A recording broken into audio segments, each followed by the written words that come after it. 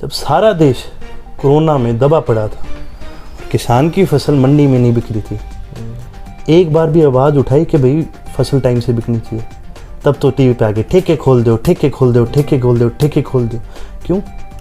ये वादे करे थे आपके परदादा ने जनता के बीच में, और ये बातें लेके आप लोगों को हो गया आप उनके असली वंशज।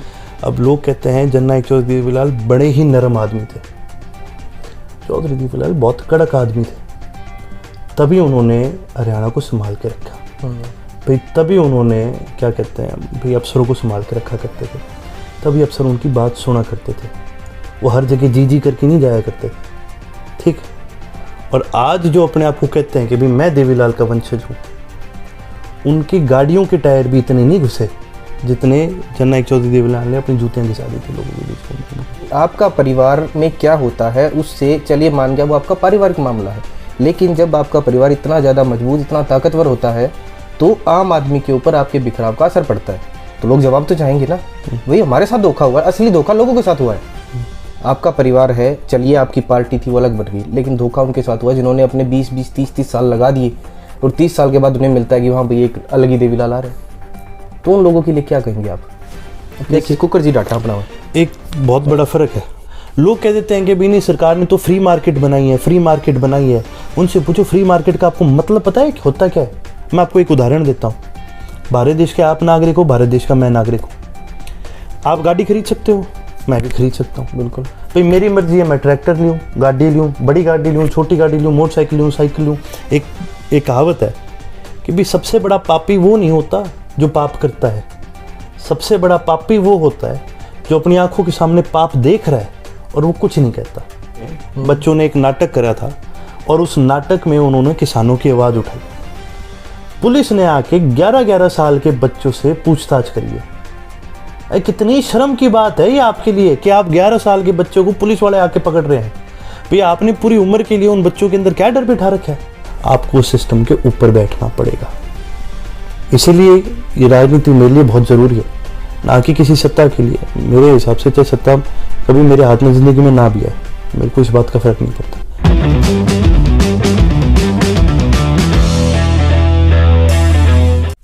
नमस्कार, मेरा नाम है मोहित, आप देख रहे हैं देश हरियाणा। हम गुड़गांव में हैं और गुड़गांव में आज मेरे साथ हैं अर्जुन चौटाला। अगर हरियाणा के राजनीति की बात की जाए और उसके अतीत को देखा जाए तो चौटाला परिवार सबसे ताकतवर परिवारों में आपको मिलेगा। आजकल जो 2014 के बाद आप राजनीति देख रहे हैं, एक शब्द बड़ा ही उछलता हुआ दिखेगा आपको, युवा राजनेता। तो हमारे हरियाणा की राजनीति में कौन है वो युवा राजनेता? तो उनमें से एक बहुत मजबूत परिवार से आने वाले, इनेलो पार्टी से बड़ा ही करीबी संबंध रखने वाले अर्जुन चौटाला जी। इनसे पूछेंगे कि पहले तो ये इंसान कैसे हैं, इनकी पर्टिकुलर चीज़ों के बारे में समझ क्या है, वो सोचते कैसे हैं, चाहे वो राजनीति की बात आती है, हमारे समाज की बात आती है, और दूसरा जो आजकल स्थिति चल रही है किसानों के बारे में लेकर। राजनीति में जो अविश्वास प्रस्ताव अभी आया था वो फेल हुआ, उसके बारे में। तो कई सारे टॉपिक उनके बारे में बात करेंगे। नमस्कार भाई। नमस्कार। अच्छा ये बताइए आप कि सबसे पहले तो आप उम्र में मेरे ख्याल से जितने मैं देखता हूँ युवा नेता, उनमें से सबसे कम उम्र आपकी है। आप 27-28 साल के हैं। आपको कब जरूरत पड़ी राजनीति में आने की? क्योंकि आपका लगभग सारा परिवार राजनीति से जुड़ा हुआ है, तो आपको कब जरूरत पड़ी? कि मैं और मेरे बड़े भाई हम ज़्यादातर हमेशा राजनीति से दूर रहे हैं। कोई पार्टी के लिए वैसे कोई कार्यक्रम हो या पार्टी के कोई कार्यक्रम हो, चुनाव के अंदर भाग लेना, ये तो हम बचपन से करते आए हैं। लेकिन जिसको कहते हैं लाइमलाइट में आना, भाई आगे की, भाई पर्दे के आगे की जो राजनीति है, उसमें हम दोनों ने भाग लेना जब से 2019 में जब परिवार का जो स्प्लिट आया था उससे पहले हमने शुरू करी थी। 2019 में मैंने मेरा पहला चुनाव लड़ा था, आपको कुरुक्षेत्र से एमपी का। उससे पहले जो जींद में बाई इलेक्शन हुआ था उसकी जिम्मेवारी मेरे को दी गई थी कि भी युवाओं के अंदर आप जाओ और युवाओं में आप उनके बीच जाकर पार्टी को मजबूत करने का काम करो। आपने जींद बाई इलेक्शन देखा है, 2019 के दोनों इलेक्शन देखे हैं।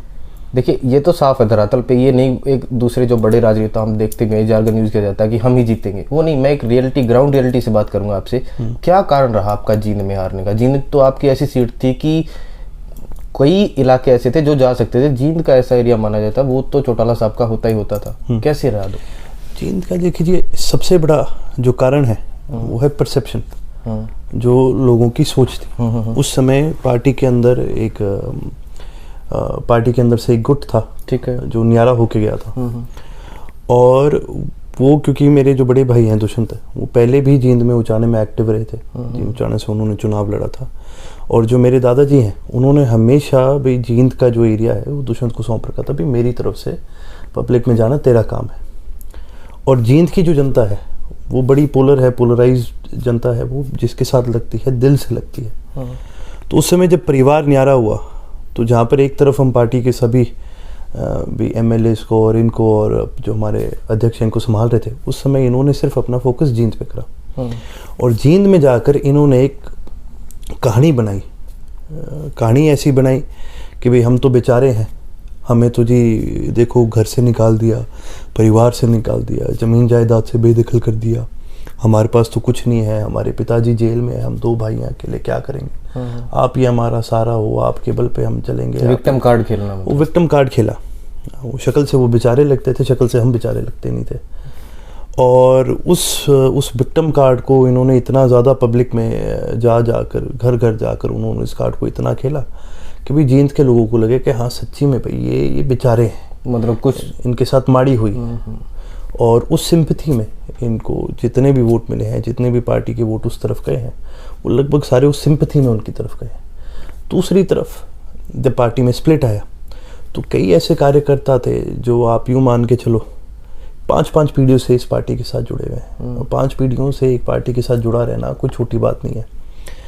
ऐसे बुज़ुर्गों को मैं जानता हूँ, ऐसे परिवारों को मैं जानता हूँ जिनके बुज़ुर्ग मेरे परदादा के साथ लगे थे, फिर उनके बेटों ने मेरे परदादा के साथ काम करा, उनके पोतों ने उनके साथ काम करा, चौटाला साहब के साथ काम करा, चौधरी अभय सिंह जी के साथ काम करा, और उन्हीं के परिवार के वंशज आज हमारे साथ काम कर रहे हैं। उनका दिल टूट गया इस बात से कि भाई हमने इतनी पीढ़ियों से हम मेहनत करी जा रहे हैं, हमने आस लगा रखी थी, हमने बहुत मेहनत करी, और एकदम से ये स्प्लिट होना, चुनाव से सिर्फ 1 साल पहले ऐसा होना, तो उनके लिए बड़ी दुख की बात थी। क्योंकि भी पब्लिक परसेप्शन बदलता है, 100 चीज़ें बदलती है। कि जो इंसान इतनी पीढ़ियों से, इतने सालों से बिना राज के, बिना कुछ सोचे, मतलब आप एक चीज़ देखो भी, रैलियों के अंदर वर्करों को लेके जाना, गांव के अंदर प्रोग्राम करवाना, घर घर जाके लोगों को मनाना वोटिंग वाले दिन से लेके, मतलब इनेलो का जो कार्यकर्ता है वो साल में 2 महीने मेहनत नहीं करता, वो साल में 13 महीने मेहनत करता है। 12 महीने की तो उसकी मेहनत है। उसके अलावा ये बात मैंने महसूस की थी बड़ौदा इलेक्शन में जब हम गए थे। देखिए ये सच्चाई है कि आपके समर्थक उस समय कम थे, लेकिन जो भी कार्यकर्ता या इनेलो का समर्थक मिलता था, चाहे 10 दूसरे बैठे हों, उसकी आवाज़ अलग से पता चलती थी। हाँ भाई उसकी आवाज़ पक्का है, ये पक्का है, उसकी आवाज़ सबसे ऊंची आपको सुनाई देगी। ये इनेलो का कार्यकर्ता बहुत मेहनत करता है।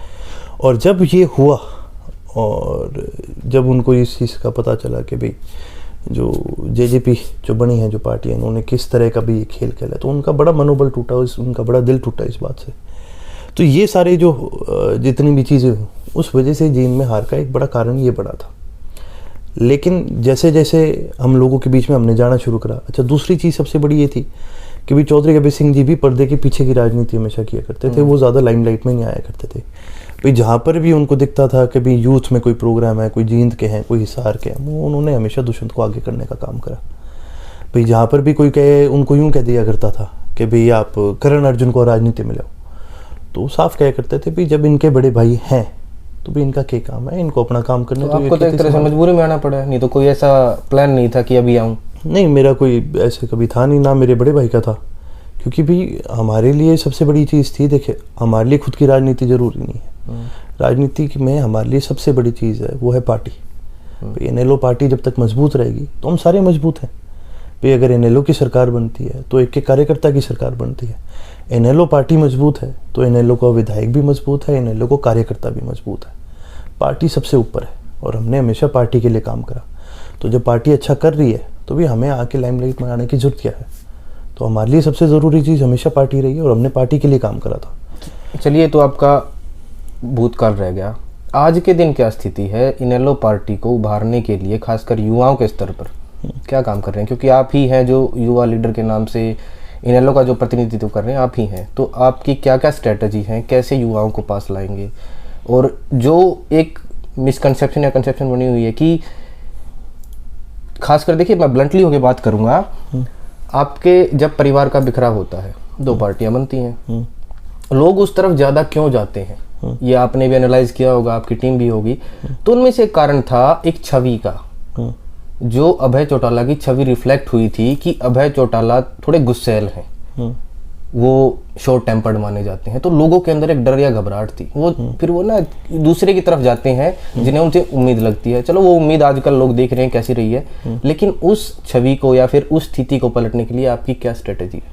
देखिए, एक कहावत है भी, सच हमेशा सामने आता है, आज नहीं तो कल सच हमेशा सामने आएगा। जो चौधरी अभय सिंह जी की जो छवि बनाई गई थी, ये मेरे ही भाइयों ने बनाई थी।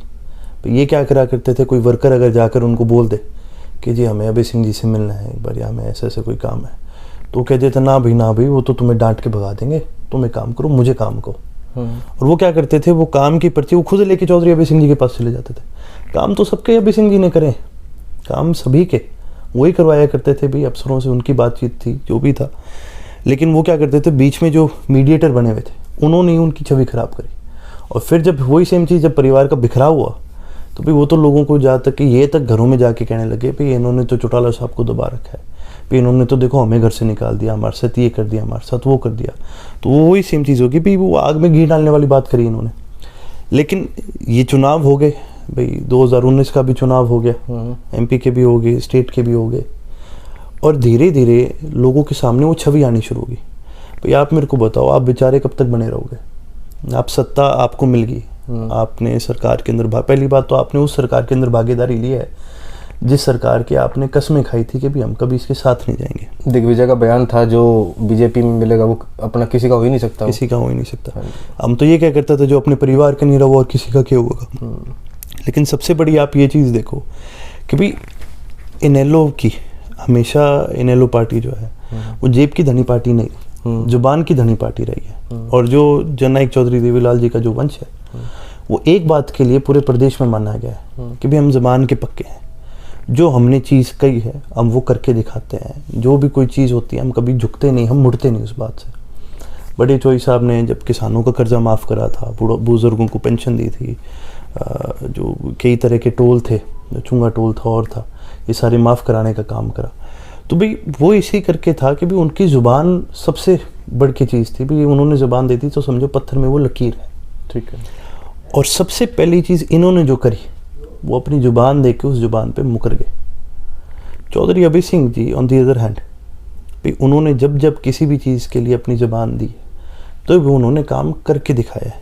आपको इसका एक उदाहरण दूंगा, आप किसी भी NLO के वर्कर से पूछ लो आज के दिन कि भी वो अभय सिंह के साथ जुड़े हुए क्यों हैं, वो आपको जवाब यही देंगे कि भी ये इंसान अपना जुबान का पक्का है। अगर किसी को इन्होंने हाँ कर दी तो चाहे भाई दुनिया इधर से उधर हो जाए, लेकिन उस इंसान का वो काम करवा के रहेंगे। यदि अगर उन्होंने किसी को अपने साथ जोड़ लिया तो वो उसके साथ उसका वो जो साथ है वो पक्का निभाएंगे। इसका सबसे रिसेंट आपको उदाहरण दे देता हूँ। अभय सिंह जी ने बोला था कि भाई मैं इस सरकार का, इस गवर्नमेंट का, इस हाउस का हिस्सा नहीं रहना चाहता जो हाउस किसानों के साथ इतनी माड़ी करता है। 27 को इस्तीफा दे दूंगा। और उन्होंने बोला था 27 को इस्तीफा दूंगा। बड़े विरोधी ने आके बोला भाई ये तो ऐसे कह रहे हैं वैसे कह रहे हैं। वो बहुत लोगों को लगा कि भाई क्या पता ना देते हो, क्योंकि आप यूँ मान करके चलो लोग भाई इंसान तो गांव की पंचायत की मेंबरी जो होती है वो भी नहीं छोड़ता, और इस पद से इस्तीफा देना बहुत बड़ी बात है।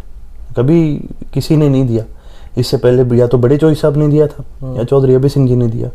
और वो भी आप ये देखो भारत देश के अंदर 4216 विधायक हैं, अकेले चौधरी अभय सिंह जी हैं जिन्होंने किसानों के पक्ष में ये दिया। विरोधी ये भी कहेंगे कि इससे भी फ़ायदा क्या हुआ क्या नहीं हुआ, इन बातों से फ़र्क नहीं पड़ता। बात यह है उन्होंने किसानों को ये वादा करा था और किसानों ने ये मांग रखी थी कि जी आप इस्तीफ़ा देके हमारे बीच आने का काम करो।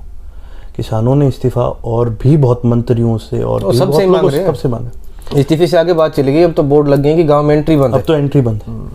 लेकिन चौधरी अभय सिंह जी ने जहाँ पर अपनी जुबान दी वो उस पर खरे उतरे, और जब वो लोगों के अंदर गए उससे पहले भी भाई लोगों को धीरे धीरे ये इस बात का पता चलता गया कि भाई आदमी अगर कोई पक्का इंसान है तो वो अभय सिंह है।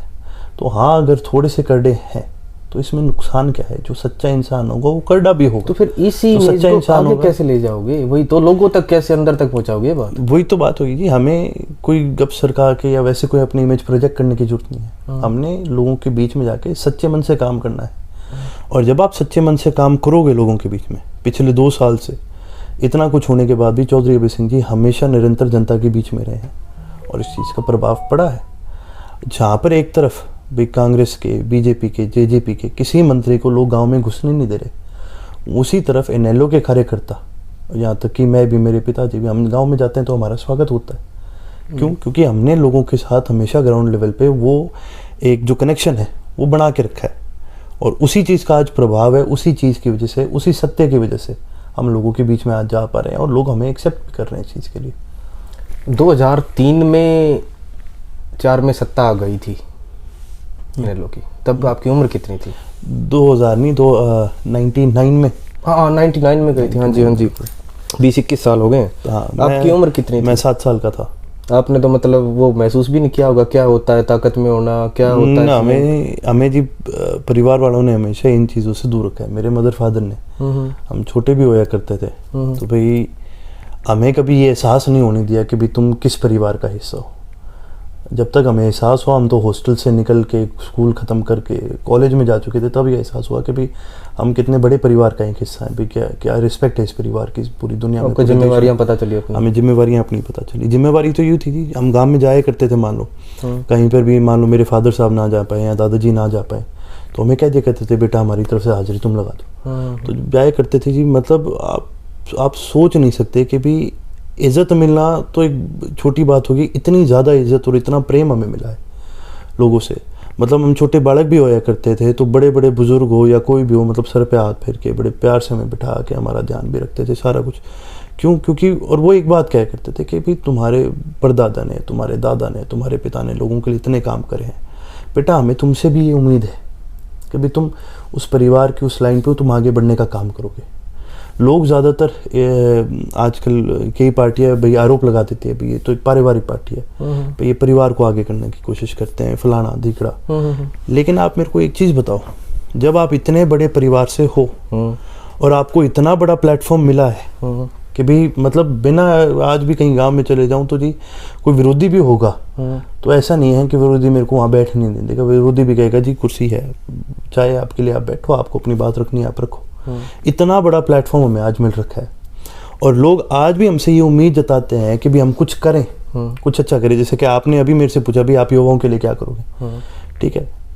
हम जहाँ गए हैं लोगों ने हमसे उम्मीदें जताई हैं और जब आपसे लोग इतनी उम्मीद जता रहे हैं, जब आपको इतना बड़ा मौका मिला है, जब आप इतने बड़े परिवार में आपने जन्म लिया है और अगर आप उस चीज़ का फ़ायदा ना उठाओ, अगर आप उस चीज़ को लेकर बढ़ाने का काम ना करो, बड़े चौधरी साहब के नाम को अगर आप आगे बढ़ाने का नाम ना करो, तो फिर इस नाम को एक बहुत बड़ा ये धोखा होगा। भाई जब आपसे लोगों ने उम्मीद जताई है, जब लोग आपके लिए वोट कर रहे हैं, लोग आपके लिए लड़ रहे हैं, तो क्या हमारा फ़र्ज़ नहीं बनता हम उन्हीं साथियों के लिए हम लड़ने का काम करें, हम उन्हीं साथियों के हकों के लिए लड़ने ये मैं बाल के आपकी बात से पूरा एग्री करता हूँ। लेकिन एक बात बताइए, उनकी बात में, चलो आपके पिता, आपके दादा, आपके परदादा पॉलिटिक्स में थे, आपका आना एक तरह से इसलिए भी बनता है कि आपके पास एक्सपीरियंस, आप उन चीज़ों को पहले से सीख चुके हैं, जो कोई नया आके सीखेगा तो आप अच्छा काम कर पाएंगे। लेकिन ऐसा क्यों होता है कि आपके परिवार से ही जो मुख्य पोस्ट होती है, जो पद होते हैं, हालांकि आजकल तो अध्यक्ष राठी साहब हैं, लेकिन कई बार देखा गया है ऐसा, जिन परिवारों के लोग ज़्यादा राजनीति में होते हैं उनके जो मुख्य पद या ताकत होती है वो परिवार में सिमट के रह जाती है। उसको आप एक सेंट्रलाइज हो जाता है। जैसे आप आजकल भारत में भी देख रहे हैं, पूरे देश में पावर को सेंट्रलाइज करने की कोशिश हो रही है कि केंद्र सरकार के पास लगभग सारी ताकतें आ जाएं। दिल्ली का प्रकरण आपने देखा, चाहे वो यूटी बनाने की बात हो कश्मीर में, तो सेंटर के पास कुछ लोगों के पास ताकत आ जाए, इससे दिक्कत होती है। अब उसको डिस्ट्रीब्यूशन के लिए क्या कर रहे हैं, कैसे लोगों को दिखाएंगे कि भाई हम कोई परिवार के नाते नहीं आए, हम किसी और अपने जो मकसद आपका प्रोपेगेंडा है, जो भी आप लेके आए, एजेंडा क्या रहेगा? देखिए, हमारे परिवार में जितने भी कोई पार्टी के सदस्य रहे हैं, कभी भी किसी ने पार्टी के अंदर बड़ी पोस्ट नहीं ली। भाई चौटाला साहब नेशनल प्रेसिडेंट है, उसके बाद स्टेट प्रेसिडेंट इंडिया नेशनल की जितनी भी कमेटी है, मेरे फादर साहब उसमें हिस्सेदार नहीं है। स्टेट में वो जनरल सेक्रेटरी है, वो भी इसलिए क्योंकि भी वो नीड अराइज करी, पार्टी के ही कार्यकर्ताओं की डिमांड रही कि भी आप चौधरी अभय सिंह जी को ऐसे पद पे दो। क्योंकि जब आप जनता के बीच में जाते हो तो जनता भी आपसे ही कहती है भी आप किस पद पे हो अपनी पार्टी के अंदर। भाई कोई भी कार्यकर्ता होगा, जब उसके पास एक पद होता है वो दुगनी तिगनी मेहनत करता है। इसको आप पारिवारिक तरीके से मत लीजिए, इसको आप पार्टी के नज़रिए से देखिए। क्या चौधरी अभय सिंह जी ने मेहनत करी कि नहीं करी? करी है भाई इस पार्टी को वापस उभारने में। जब से चौटाला साहब को जेल हुई है और अजय सिंह जी को जेल हुई थी, तो भाई उन्होंने दिन रात मेहनत करी कि नहीं करी? लेकिन उस समय जब जेल हुई थी उनको, तब मेरे पिताजी के पास पद नहीं था। मेरे पिताजी के पास पार्टी में कोई भी पद, जब तक भाई 2019 में स्प्लिट नहीं हुआ था, तब तक मेरे पिताजी के पास कोई पद नहीं था। 2019 तक मेरे पास पार्टी के अंदर कोई पद नहीं था। आज भी पार्टी के अंदर मेरा कोई पद नहीं है। मेरे को स्टूडेंट विंग का हेड इसलिए बनाया गया क्योंकि उस समय मैं भी छात्र संघ से निकला था। फिर छात्रों के अंदर एक डिमांड थी, भाई यूथ के अंदर एक डिमांड थी, भी अर्जुन को आगे लाओ। पार्टी के कहने पर हमें ये पद दिया गया। अब इस पद का हम क्या करते हैं, वही बात है, वो अब हमें साबित भी करना पड़ेगा। कोई भी राजनीतिक दल हो, कोई भी पार्टी हो, कोई भी ऑर्गेनाइजेशन हो, जो पहला मौका आपको मिलता है वो आपको अपने नाम से मिल जाएगा, वो आपको अपने परिवार की वजह से मिल जाएगा। लेकिन उसके आगे कल ना कभी तो आपको मेहनत करनी पड़ेगी। ऐसा तो है नहीं कि भी आप नाम पर ही पूरी उम्र बैठे रहो और लोग भी ऐसे आपको वोट करते रहेंगे। बिल्कुल सर। लोग आज के दिन समझदार हैं। लोग ये चीज़ मानते हैं कि भी जो हमारे लिए काम करेगा पे हम उसको आगे बढ़ाने का काम करेंगे। लोग, इन लोगों को इस बात से फ़र्क नहीं पड़ता भाई कौन से परिवार से है, ये कौन सी पार्टी से है। इसको उदाहरण मैं आपको दे दूँ, मैं MP का चुनाव लड़ा था भाई, परिवार को देखते हुए और बाकी चीज़ों को देखते हुए मुझे तो एक तरफा जीतना चाहिए था, लेकिन मैं हारा। और उसका कारण ये था कि भी लोग उस समय मेरे को अच्छी तरह से नहीं जानते थे। जब मैं कुरुक्षेत्र जाता था तो सबसे बड़ी चीज़ ये है कि पहले मुझे अपने आप को लोगों को इंट्रोड्यूस करना पड़ता था कि भी मैं अर्जुन हूँ, इस परिवार से हूँ, ये मेरा भाई ये एजेंडा लेके, ये इशू लेके आज आपके बीच आया हूँ। तो लोगों से मिला था, तब लोगों ने मुझे जानना शुरू करा। जितने भी वोट आए वो उन लोगों के वोट आए हैं जो मानते थे कि हाँ भाई ये लड़का ठीक है। अब उसको मैं कहाँ से कहाँ लेके जाता हूँ, वो मेरी कैपेसिटी है, वो मेरी मेहनत है। तो कोई भी पार्टी है, कोई भी संगठन है, चाहे वो किसी परिवार का हो या किसी और को, कितने सारे, आप एक चीज़ बताओ, भारत देश के अंदर अकेला चौटाला परिवार तो नहीं है जो राजनीति में है। परिवार तो कई हैं, लगभग सभी हैं। लगभग सभी हैं। कितने परिवार ऐसे आप बता सकते हैं जो 4-4 पीढ़ियों से जनता के बीच जाते रहे और उनका इतना बढ़िया स्वागत हुआ है जनता में? बहुत कम परिवार आपको ऐसे मिलेंगे। बहुत सारी पार्टियां बनी, बिखर गई, बहुत सारा हुआ। हरियाणा का ही इतिहास रहा है। बहुत कम ऐसे परिवार आपको मिलेंगे, बहुत कम ऐसे लोग मिलेंगे। क्यों? अगर सिर्फ नाम पर ही राजनीति चलनी होती तो आज के दिन सारे देश में सारी जगह केवल और केवल परिवार होते, लेकिन ऐसा नहीं है। लोग ये देखते हैं, लोग ये मानते हैं कि चलो इस परिवार से है, तो उम्मीद लगाते हैं, एक मौका देते हैं, एक ही मौका देते हैं। उसके आगे आप जितना करोगे भाई वो आपकी मेहनत है, वो आपकी क्षमता है। मतलब आना आसान हो जाता है एज बीइंग ए सन और डॉटर ऑफ ए पॉलिटिशियन, लेकिन वहाँ पे सस्टेन करने के लिए वो तो करना पड़ेगा जो लोग एक्सपेक्ट कर रहे हैं। मेहनत तो आपको करनी पड़ेगी। लोग आपसे उम्मीद अगर जोड़ते हैं तो भी आपको खरा उतरना तो पड़ेगा। आप कब तक ये कहते रहोगे भाई, कब तक मैं लोगों के बीच में जाके कहता रहूँगा भाई आप मेरे साथ जुड़ो क्योंकि मैं इस परिवार से हूँ? एक्सक्यूज नहीं चलेगा। लोग तो ये कहेंगे कि चलो ठीक है, अभी काम दिखाओ, आप मेहनत करके दिखाओ, तभी आपके साथ जुड़ेंगे। आपकी पढ़ाई कहाँ से हुई है, स्टार्टिंग एजुकेशन? मैंने बिशप कॉटन स्कूल से मेरी जो 12th है वो करी है। ये शिमला में है, ISC बोर्ड का स्कूल है। उसके बाद मैंने अमेरिका गया था और अमेरिका में मैंने मास कम्युनिकेशन के अंदर मैंने कोर्स लिया था। वो पढ़ाई ख़त्म होने से पहले मैं वापस इंडिया आ गया था लॉ परस्यू करने के लिए, क्योंकि मेरा मानना था भी लॉ एक ऐसा सब्जेक्ट है जिसमें मैं बेटर कर सकता हूँ। जब लॉ मैंने उस समय शुरू करी थी तो उस समय दादाजी को भी जेल हो गई थी और हम धीरे धीरे पॉलिटिक्स में आगे एक्टिव हो रहे थे। मेरे बड़े भाई उस समय ज़िला परिषद का चुनाव भी लड़े थे हरियाणा से, वो वाइस चेयरमैन रहे हैं। तो पॉलिटिक्स आगे परस्यू करने के लिए भी सिरसा के अंदर मैंने उस समय अपनी पढ़ाई छोड़ दी थी। तो उस चीज़ का हर जाना हुआ, कहीं आपको महसूस होता है कि यार पढ़ लेता, कुछ और सीख लेता तो कुछ फ़ायदा होता, या फिर वो ज़रूरत ही इतनी थी कि आपको छोड़ना ही छोड़? देखिए दोनों ही बातें हैं। कई बार यूँ होता है कि हाँ अगर मैं अपनी पढ़ाई पूरी कर लेता तो भी बेटर रहता है और 4 चीज़ें और नई सीखने को मिलती, जाहिर सी बात है।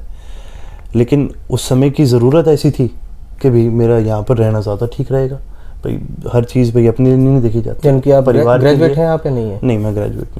तो आपको पता है हरियाणा है, सरकारी नौकरी के पीछे कितने पीछे लोग पड़े हैं, आप ग्रेजुएट भी नहीं है। कभी मन में आई आम लोगों की तरह सोचने की मैं फार्म भर लूँ? मेरा कई बार ऐसे ये चीज़ दिमाग में आई, लेकिन बात वो ये कि भाई हमारी जिस तरह से जो हमारी फील्ड है और जो मेरी हमेशा जो रही हैं, जो मेरे गोल रहे हैं, वो कभी इस चीज़ के साथ अलाइन नहीं करे। क्या गोल था आपका, क्या लेके चलते थे, क्या करना चाहते मेरे को पर्सनली तो जी देखो, मैंने हमेशा मेरा खेती की तरफ रुझान रहा है। ये मैंने सुना कई जगह। हाँ, और परिवार की जो हमारी खेती है वो भी मैं संभाला करता था।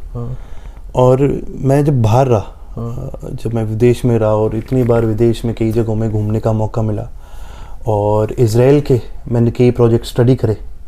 ज़रूरी नहीं है कि आप कॉलेज में ही स्टडी करो, आप अपने मन पे भी स्टडी कर सकते हो। तो मैंने इज़राइल के कई देशों के मतलब कई ऐसे प्रोजेक्ट स्टडी करे, और आज ये देखने को मिल रहा है कि भाई सारी दुनिया भर में खेती के अंदर इतना ज़्यादा विकास हो जा रहा है, बढ़ता जा रहा है। उसी तरफ अगर आप देखो तो भारत में जो एक ग्रीन रेवोल्यूशन आया था, उसके बाद से जो खेती के अंदर जो विकास हो रहा है वो कहीं ना कहीं थम गया।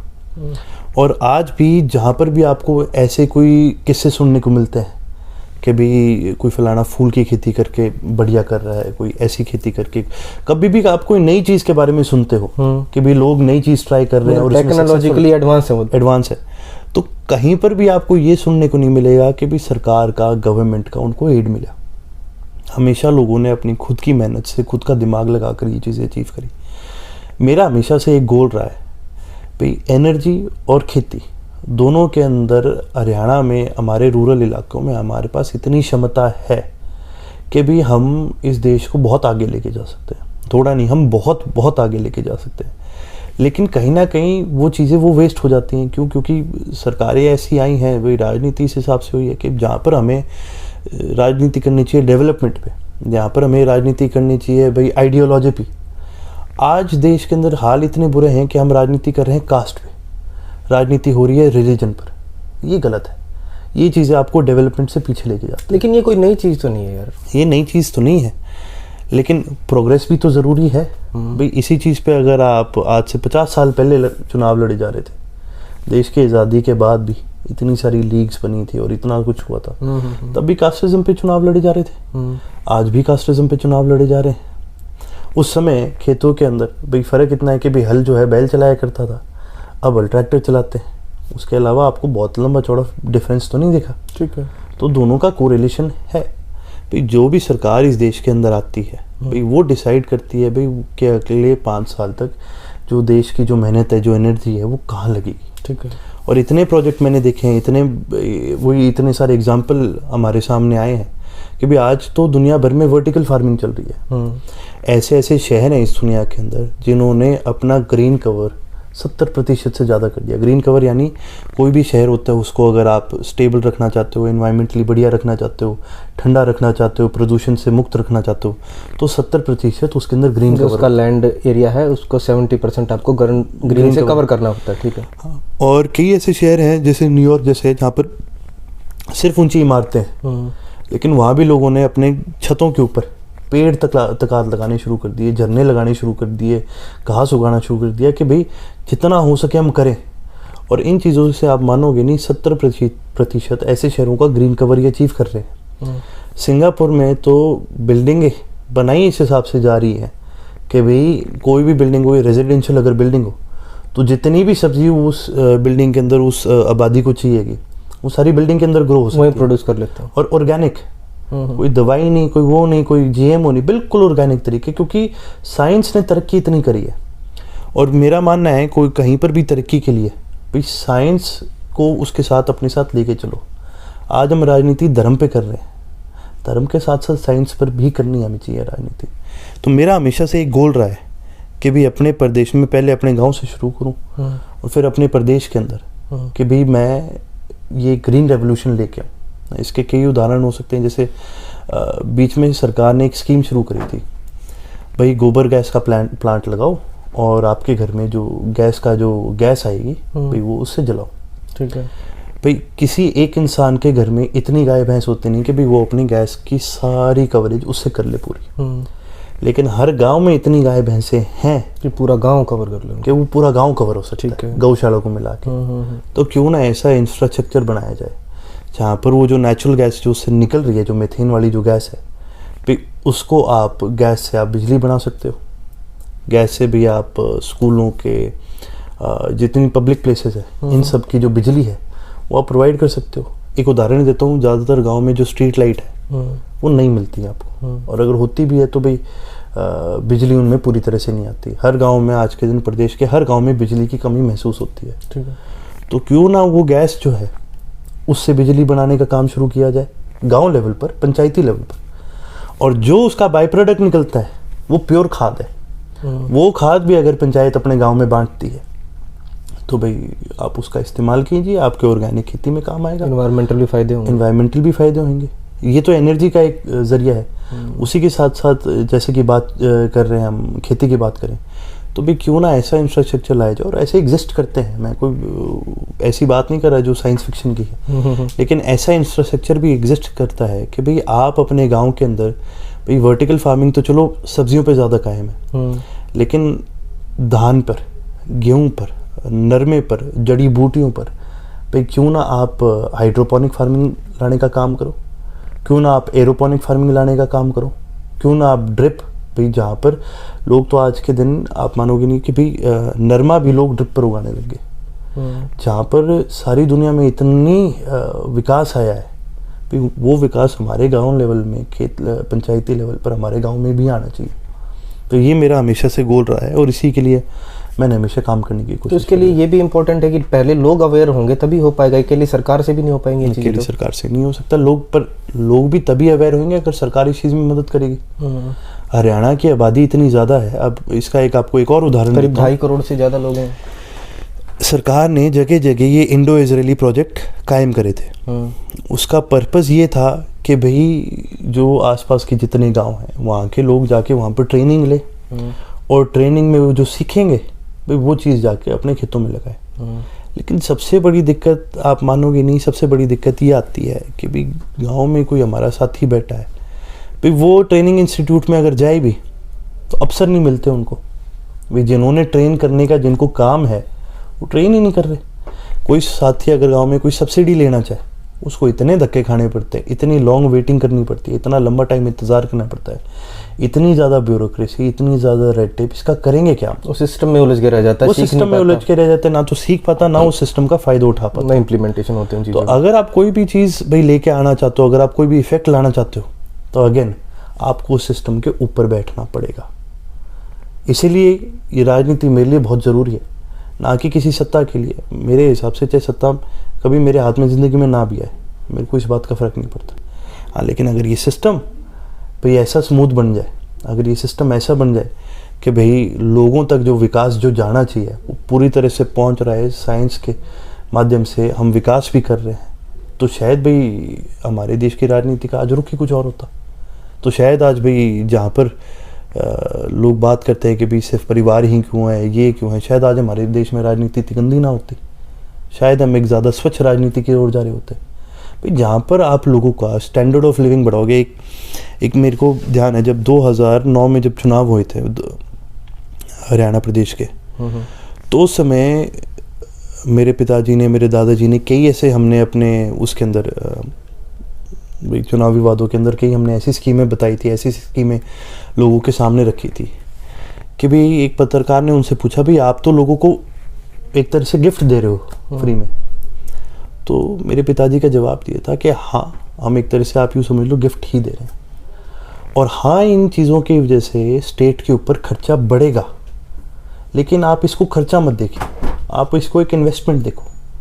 क्योंकि जब आप लोगों के ऊपर खर्चोगे तो भी उनका स्टैंडर्ड ऑफ लिविंग बढ़ेगा, और जब स्टैंडर्ड ऑफ लिविंग बढ़ेगा तो वही लोग और कमाएंगे, और टैक्स के माध्यम से वही धन आपकी सरकार के पास वापस आएगा ही आएगा। पैसा आएगा तभी खर्च पाएंगे। एक इसका उदाहरण ये देता हूँ, एक स्कीम आई थी भी, जो बेटियां कॉलेज जाएंगी उनको सरकार स्कूटी देने का काम करेगी। तो बहुत लोगों ने इस पे सवाल उठाए कि भी इसका फ़ायदा क्या होगा। इसका फ़ायदा ये होगा कि बहुत ऐसे गांव हैं जहाँ तक बस नहीं जाती, बहुत ऐसे गांव हैं जहाँ से भी आगे कॉलेज तक जाने में लड़कियों को, बेटियों को, हमारी बहनों को दिक्कत आती है, लेकिन उनके पास अगर खुद का मोड ऑफ ट्रांसपोर्ट होगा तो वो आवश्यक जाएंगे और खुशी खुशी जाएंगे। जब वो कॉलेज जाएंगे, अपनी पढ़ाई पूरी करेंगे, तो जाहिर सी बात है जी, आपको भी पता है जो ज़्यादा पढ़ा लिखा है उसको बेटर जॉब्स मिलती है। तो जब वो बेटर जॉब मिलेगी तो वही सेम चीज़ जो उनकी कमाई है कल को टैक्स के माध्यम से या वैसे किसी भी माध्यम से भी हमारे ही प्रदेश में तो विकास होगा। फ़ायदा तो प्रदेश का है, तो किसी एक का तो है नहीं। वही सेम बात आ जाती है जब बात करी गई थी भी किसानों के जब कर्जे माफ़ किए थे मेरे परदादा ने, तो लोगों ने कहा भाई इसका फ़ायदा क्या मिलेगा, कि भाई लोगों को, भाई सरकार को इस चीज़ से क्या फ़ायदा। तो उन्होंने भी बोला भाई मैं सरकार के फ़ायदे के लिए नहीं कर रहा, मैं जनता के फ़ायदे के लिए कर रहा हूँ। जिन किसानों के ऊपर उस समय कर्जे का जो ये बोझ था, वो क्या उनके घरों में दिक्कत ये आने लगी थी कि भाई वो कर्जे को उतारने के लिए भी अपने बच्चों को एजुकेशन से दूर करने लग गए और चीज़ों में भी अपना खर्चा काटने लग गए, तो आपका स्टैंडर्ड ऑफ लिविंग गिरने लग गया। जब वो कर्जा उनके ऊपर से हट गया तो उन्हीं परिवारों के बच्चे स्कूल में गए, उन्हीं परिवारों के स्टैंडर्ड ऑफ लिविंग बढ़ा। आप यूँ देख लो, जहाँ स्टैंडर्ड ऑफ लिविंग कम होगा जिस परिवार में, उस परिवार में बीमारियाँ भी ज़्यादा आएंगी, वो बीमारियों पे भी फिर उनका खर्चा पड़ता है उसका इलाज कराने का, वो खर्चा कटा। ठीक है, उनके बच्चे बेटर स्कूल्स में गए, ज़्यादा अच्छे स्कूलों में गए, और जो ज़्यादा अच्छा एजुकेशन लेता है वो आगे कल को बढ़िया जॉब पे भी जाएगा, उसकी अपॉर्चुनिटी ज़्यादा मिलेगी, उसको अपॉर्चुनिटी ज़्यादा मिलेगी। तो ये चीज़ें जो होती है ये इन्वेस्टमेंट होती है, इनको कभी खर्चा नहीं देखना चाहिए। ऐसी हैं आपके मन में स्ट्रेटजीज कई सारी जिससे कि बेसिकली ग्राउंड लेवल पे काम किया जा सके। ऐसे वो हवाई बातें बहुत सुनने को मिलेंगी आपको, और टीवी देखते होंगे तो सुनता होगा, एक jargon चला था 2014 में, अच्छे दिन आएंगे। उन अच्छे दिनों में और आज के दिनों में कितना फ़र्क पाते हैं आप? मैं तो नहीं, हम तो उन दोनों कहा करते थे कि भी ये जुमले जिस तरीके से, क्योंकि दुख की बात ये है कि आज के दिन दुनिया भर में, जैसे ये एनालिटिका ब्रिटानिका थी और कही थी, आजकल के हैं बड़ी बड़ी कंपनियां आने लगी जिनका काम ही सिर्फ एक होता है, भाई उनको फ़र्क नहीं पड़ता कि भाई कैसे कर रहे हैं कैसे नहीं कर रहे, वो लोगों का डेटा चुराते हैं, उसको एनालाइज करते हैं, और वो नेताओं के पास जाते हैं, चुनावी कैंडिडेट्स के पास जाते हैं, और उनको बोलते हैं जी आप हमारी कंपनी में इतना पैसा लगाओ और हम आपको चुनाव जिताएंगे। जो कैंडिडेट इतना पैसा खर्च के, प्राइवेट पैसा खर्च के वो चुनाव जीत रहा है, आप उससे उम्मीद नहीं लगा सकते कि भाई वो 100% अपने मन से लोगों के लिए काम करेगा। अब जितना लगा है तो कमाई तो कहीं ना कहीं से तो कमाएगा। और सबसे बड़ी चीज़ है, ऐसे लोगों के पीछे प्राइवेट कंपनियां बैकर्स बन जाती हैं, और जब प्राइवेट कंपनियों की बैकिंग आनी शुरू हो जाती है तो भी जिस भी पार्टी को प्राइवेट कंपनी बैकिंग देगी वो उससे ये उम्मीद करने लग जाती है कि भाई कल को जो तुम कानून बनाओगे भाई वो हमारे हित के होने चाहिए। तो भाई वोट जनता दे और हित चंद लोगों का हो, वो नुकसान है। अच्छे दिन आए देश में, लेकिन बहुत कम लोगों के लिए। पिछले कई सालों से इकोनॉमिक सर्वे के अंदर भी कई ऐसे सर्वे आई हैं कि भाई देश का आधा धन, सोचने वाली बात है, देश का आधा धन केवल मात्र 1% भारतीयों के पास है, और उस 1% में भी आधे से ज़्यादा धन उस 1% के 1% के पास है। आप एक चीज देखो कि भी वेल्थ गैप इतना ज्यादा बड़ा है। 45% इनकम जनरेट करते हैं हमारे देश के 40 लोग या परिवार, जो भी माने आप ये मान लो, इतना बड़ा वेल्थ गैप आया है, और पहले भारत में ये नहीं था। तो फिर अच्छे दिन किसके आए? मजदूर को और दिक्कतें आई जा रही हैं। अच्छा, मैं आपको एक और उदाहरण देता हूँ, क्योंकि मैं खेती से रिलेट करता हूँ, तो मैं आपको खेती के रिलेटेड ही एक उदाहरण दूंगा। चौटाला साहब की जब सरकार थी, तब जब नरमे का जो रेट था वो 7,000 रुपये प्रति क्विंटल तक गया था। ठीक है, और उस समय तो चलो मैं बहुत छोटा था, खर्चे क्या लगते थे उसका मैं आपको नहीं बता सकता, मेरे को इतना खुद अंदाज़ा नहीं था। लेकिन अब जब मैं खेती करने लगा तो लगभग नरमा जो है भाई 4,000 से 4100 के आसपास बिका करता है।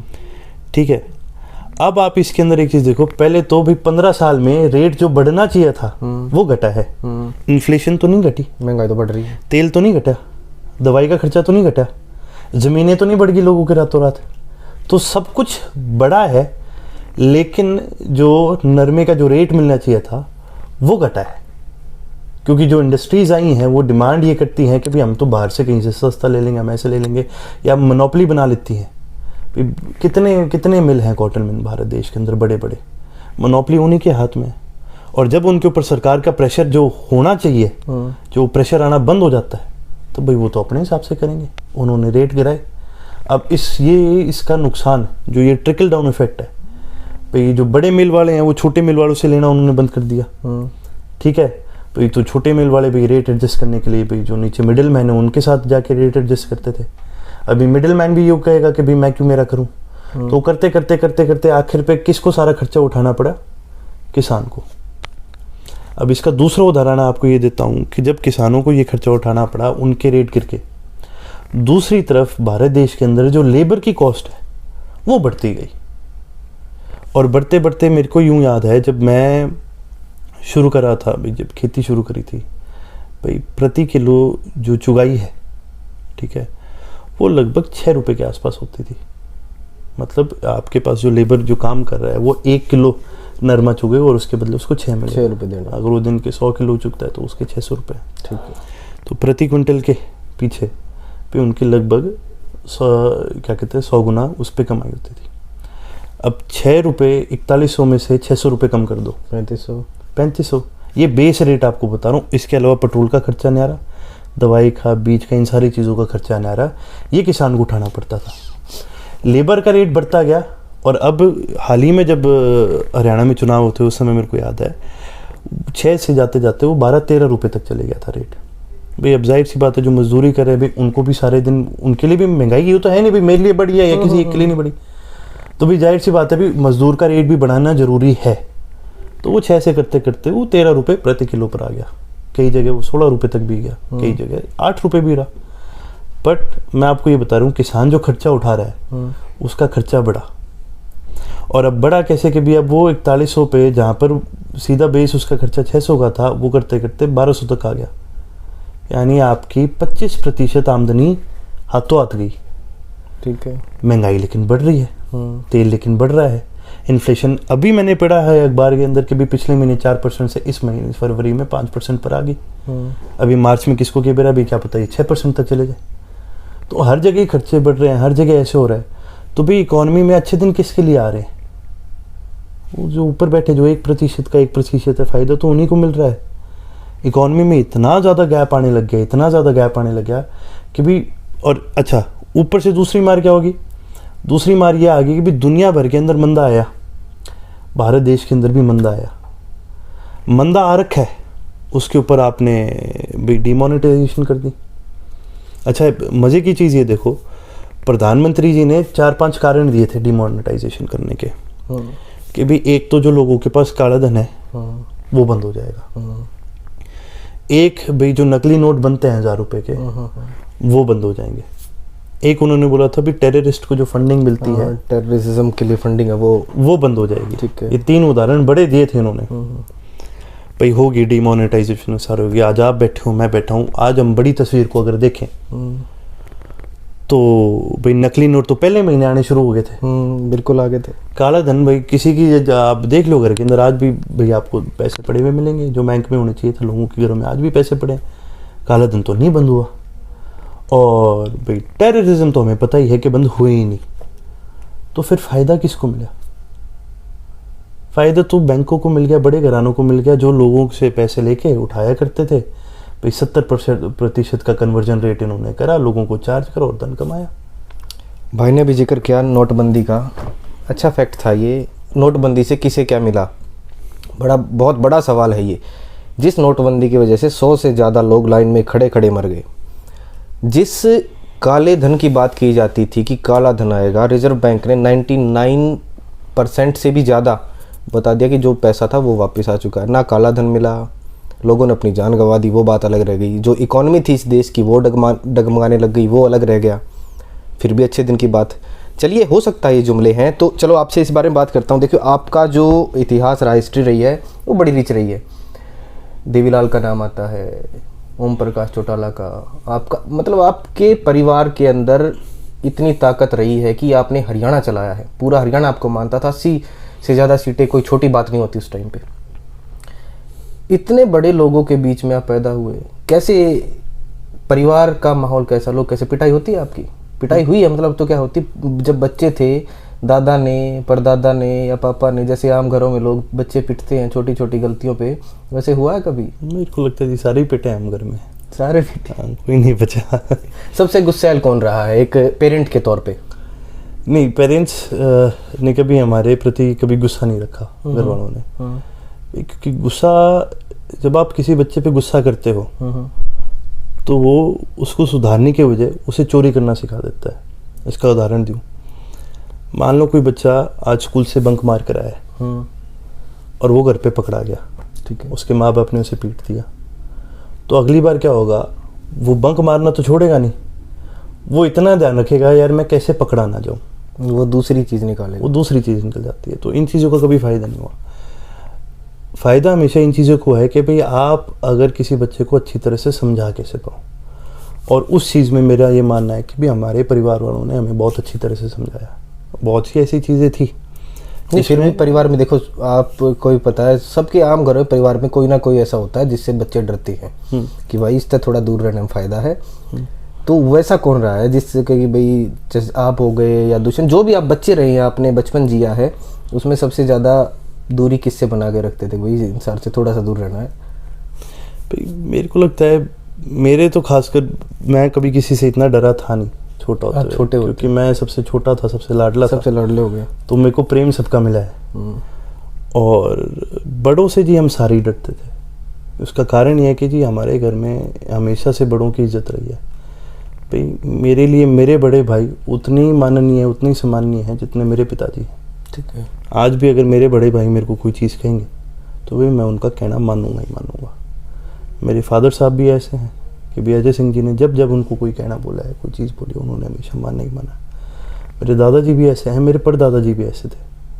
भाई हमारे घर में हमने अपने बड़ों का, चाहे माँ हो चाहे पिता हो, हमने सबका कहना मानना ही मानना है। तो डर तो जी हमें सारे ही बड़ों से लगता था, और मैं छोटा होने के कारण मेरे से सारे ही बड़े थे, तो मैं सबसे ही डरता था। लेकिन साथ ही साथ भाई लाडला भी सबका था, सबका प्यार भी मेरे को बहुत मिला। तो ये रहा, आपने देखा है कि ये इस बात पे पिट रहा है, ये इस बात पे पिट रहा है, तो उनसे दूर रहना है। कुछ तो मिला होगा ना कि R&D हो चुकी है भाई, पहले पता चल गया कि इन चीज़ों से बचना है। तो हमेशा ही रहा है कि भाई जो दूसरों की गलती से सीख ले उससे बढ़िया सीख के उसके, तो भाई हमने सीख भी लिया ऐसी बहुत। चलो किसानों के बारे में बात करते हैं। किसानों का मुद्दा आजकल सबसे गरमाया हुआ है, पूरे दुनिया के ऊपर बात हो रही है। बड़े बड़े, चाहे कोई सेलिब्रिटी है या दूसरे अमेरिका की सरकार के अंदर बात होती है, UK में भी बात होती है, पार्लियामेंट में, पूरी दुनिया बात कर रही है। यहाँ के राजनेता या हमारे प्रथम सेवक या उनकी कैबिनेट, 250-300 किसान ऐसे हैं जो इसके चलते अपने प्राण त्याग चुके हैं, मर चुके हैं। उनके लिए उनके मुंह से शब्द नहीं निकल रहा, क्या बात है, ऐसा क्या है? या तो उनको ऐसा लगता है कि भाई ये मरे नहीं, ये झूठ है, या फिर वो बच रहे हैं कहने से। ऐसे कैसे चलेगा? हमारे जो कृषि मंत्री है वो बोल देते हैं तो मर नहीं थे, इतने संवेदनशीलता। ये आज सरकार को सबसे बड़ा डर यह है कि भी आज अगर हमने एक्नॉलेज कर लिया कि भी हमारे देश में इतनी बड़ी भूल हो गई, इतना कुछ हो रहा है, तो हमें जवाब भी देना पड़ेगा इसका। आज अगर प्रधानमंत्री मोदी जी या हरियाणा सरकार का भी कोई मंत्री अगर आके कह देता है कि हाँ ये भी ऐसा हो रहा है हमारे देश में और बड़ा गलत है, तो जवाब तो सरकार को ही देना पड़ेगा। और मैंने अपने इतिहास में इस सरकार से ज़्यादा डरी हुई सरकार, बीजेपी वाले चाहे कितना ही कह दे भाई हम तो शेर लोग हैं, हमारा प्रधानमंत्री शेर है, पर मैंने अपनी ज़िंदगी में इससे डरपोक सरकार आज तक नहीं देखी। कारण यह है कि जी डरपोक वो नहीं होता जो भागता है, या जो डरपोक वो होता है जो बोलने से डरता है। डरपोक वो होता है जिसके घर में आज दिक्कत आ रही है और उस दिक्कत का सामना करने के बजाय वो उसको छुपाने का काम कर रहा है। इस सरकार ने हर कदम पे एक डरपोक रवैया अपनाया है। हम डेमोक्रेसी में हैं, संविधान हमें ये ताकत देता है कि भाई हर भारतीय नागरिक को अपनी बात रखने का हक है, मानते हो? बिल्कुल। साथ ही साथ भाई हर भारतीय नागरिक टैक्स भर रहा है। आपको ये भी पता होगा जो टावर भी लगते हैं, जो हम स्पेक्ट्रम यूज़ करते हैं, ये सारे करते हैं, हम इसका भी टैक्स भरते हैं। बिल्कुल भरते हैं। तो फिर इंटरनेट क्यों बंद कर दिया जाता है प्रदेश भर के अंदर? एक हफ्ता 10-10 दिन बंद रहता है। और क्यों? मतलब आपको क्या डर है कि भाई लोग ऐसा क्या कह देंगे? अरे जो लोग धरने पर बैठे हैं, जो लोग आज लाखों की संख्या में हर गांव से आदमी आकर वहां बैठे हैं, क्या उनको पता नहीं चल रहा हो क्या रहा है? आप मानोगे नहीं, पिछले 7 साल में भारत प्रदेश दुनिया भर में जिन देशों में इंटरनेट या मीडिया बंद करके लोगों की बातों को दबाया जाता है, दुनिया भर में अव्वल नंबर पर आता है। भारत प्रदेश वो प्रदेश जिसने आज़ादी शांतिपूर्वक तरीके से धरने प्रदर्शन दे के ली थी, आज उस प्रदेश के अंदर लोग नहीं कर सकते ये शांति प्रिय। क्यों? क्योंकि सरकार इतना ज़्यादा डरती है, इतना ज़्यादा डरती है कि भाई लोग तुम्हारे खिलाफ आवाज़ उठा लेंगे। भाई दिशा रवि की गलती क्या थी? तो वो बच्ची थी, उसके अगर मन में कोई बात आ भी गई, आप उसको अरेस्ट करके इतने दिन तक जेल में रखोगे? मनदीप पुनिया के साथ भी हुआ। मनदीप पुनिया के साथ भी ये हुआ। आप ये छोड़ो, साउथ में एक केरला में एक स्कूल में बच्चों ने एक नाटक करा था और उस नाटक में उन्होंने किसानों की आवाज़ उठाई। पुलिस ने आके 11-11 साल के बच्चों से पूछताछ करी है।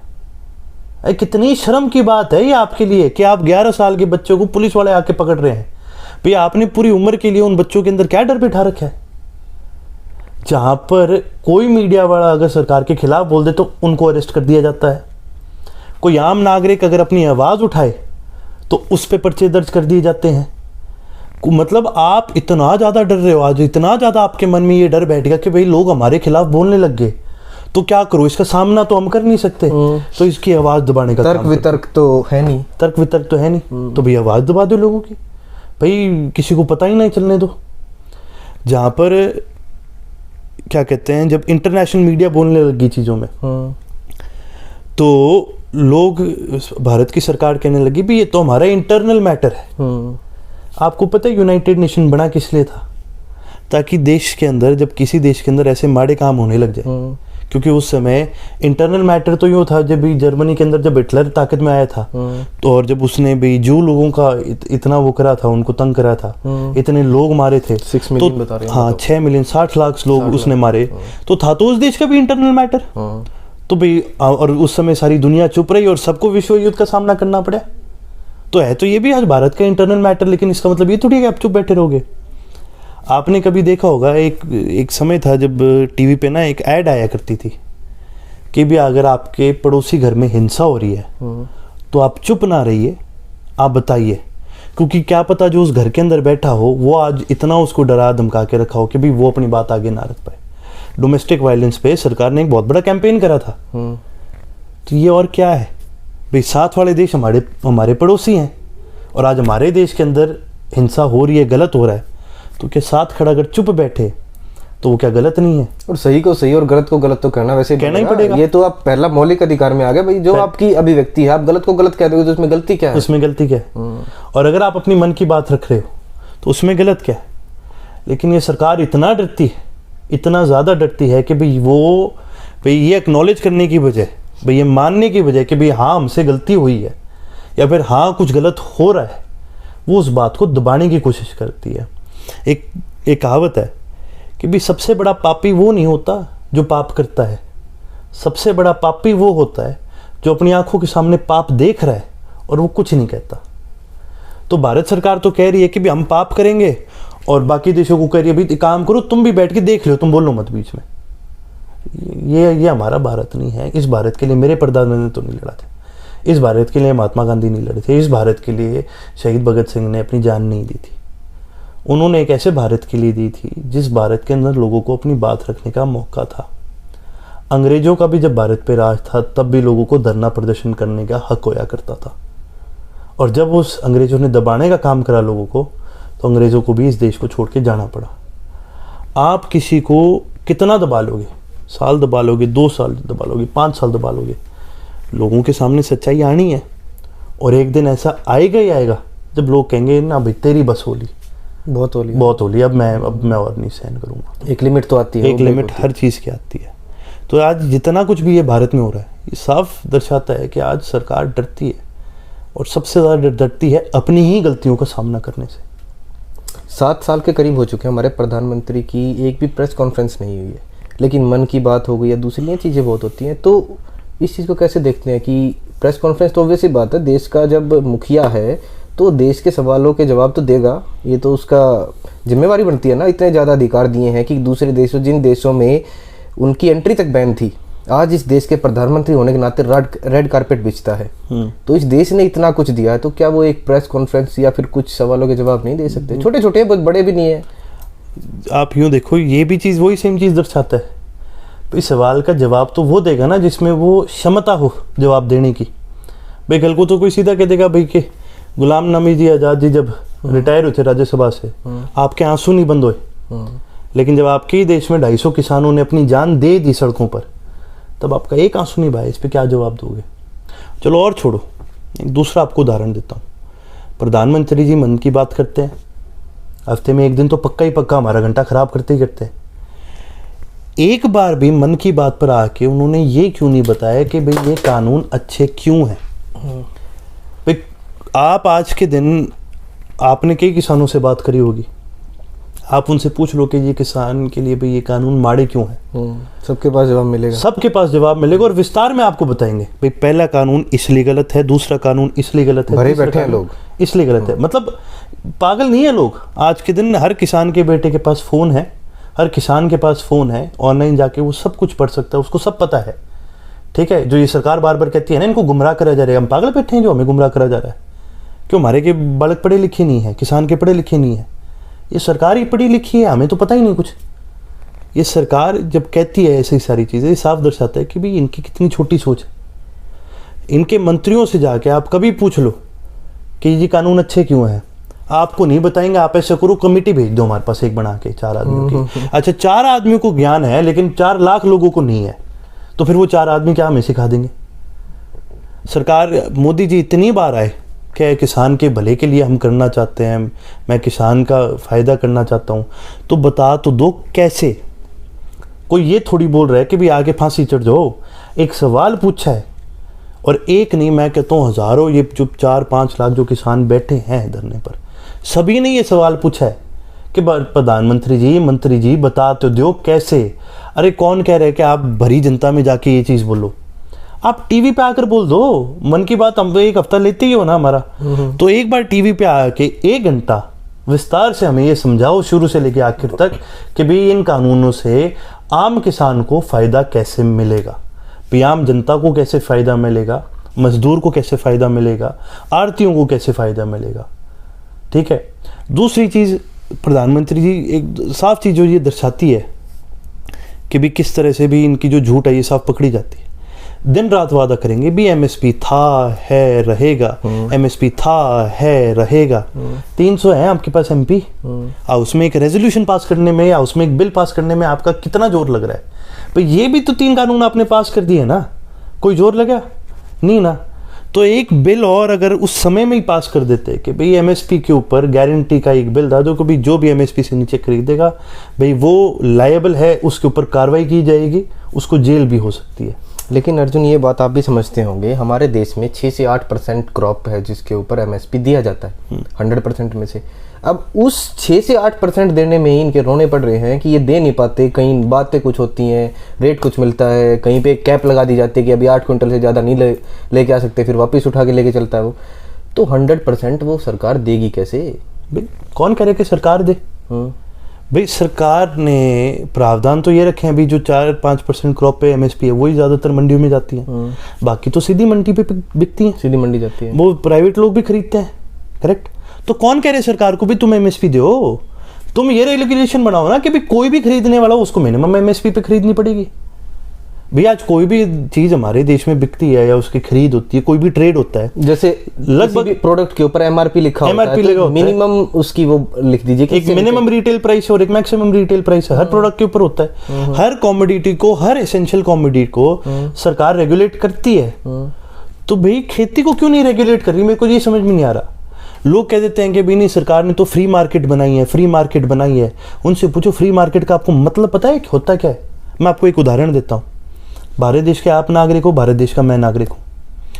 आप गाड़ी खरीद सकते हो, मैं भी खरीद सकता हूँ। बिल्कुल भाई मेरी मर्जी है, मैं ट्रैक्टर लूँ, गाड़ी लूँ, बड़ी गाड़ी लूँ, छोटी गाड़ी लूँ, मोटरसाइकिल लूँ, साइकिल लूँ, भाई जो भी वाहन मैं खरीदना चाहूँ मेरी मर्जी है, मानते हो? लेकिन जब सड़क पे मैं वो वाहन चलाऊंगा मेरे को ट्रैफिक रूलों का पालन तो करना पड़ेगा। वो सबके लिए बराबर है, वो सबके लिए बराबर है। ठीक है।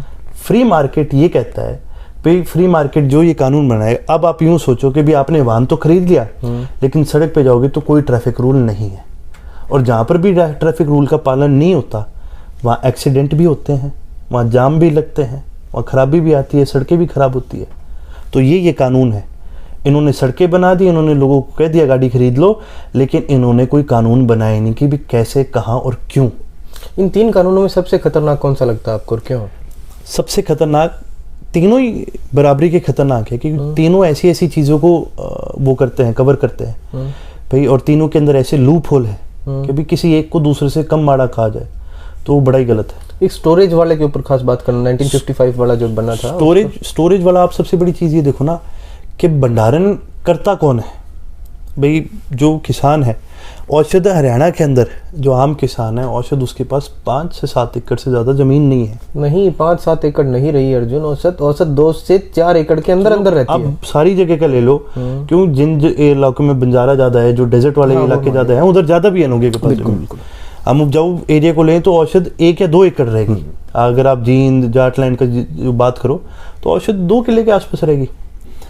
तो अब आप एक चीज़ बताओ, जो साथी के पास इतनी कम ज़मीन है, आप उससे कैसे उम्मीद कर लो कि भाई जाओ आप अपना कोल्ड स्टोरेज बनाओ? बैंक भी लोन देने के लिए कोई गारंटी तो लेता है। बिल्कुल लेता है। आज उस साथी के पास वो गारंटी भी नहीं है, तो कोल्ड स्टोरेज कौन बनाएगा? बड़ी कंपनियां। भारत में सबसे ज़्यादा कोल्ड स्टोरेज कौन बना रहा है? अदानी ग्रुप। अदानी ग्रुप के सबसे ज़्यादा बीजेपी का बैकर कौन था? अदानी ग्रुप। और इस कानून से सबसे ज़्यादा फायदा किसको मिलेगा? अदानी ग्रुप को। कांग्रेस का जब राज था तब कांग्रेस ने भी इस तरह के कानून लाने की कोशिश करी, तो उस समय रिलायंस ने जगह जगह किसानों से डायरेक्ट खरीदना शुरू करा और रिलायंस फ्रेश के नाम से उन्होंने काम करना शुरू करा।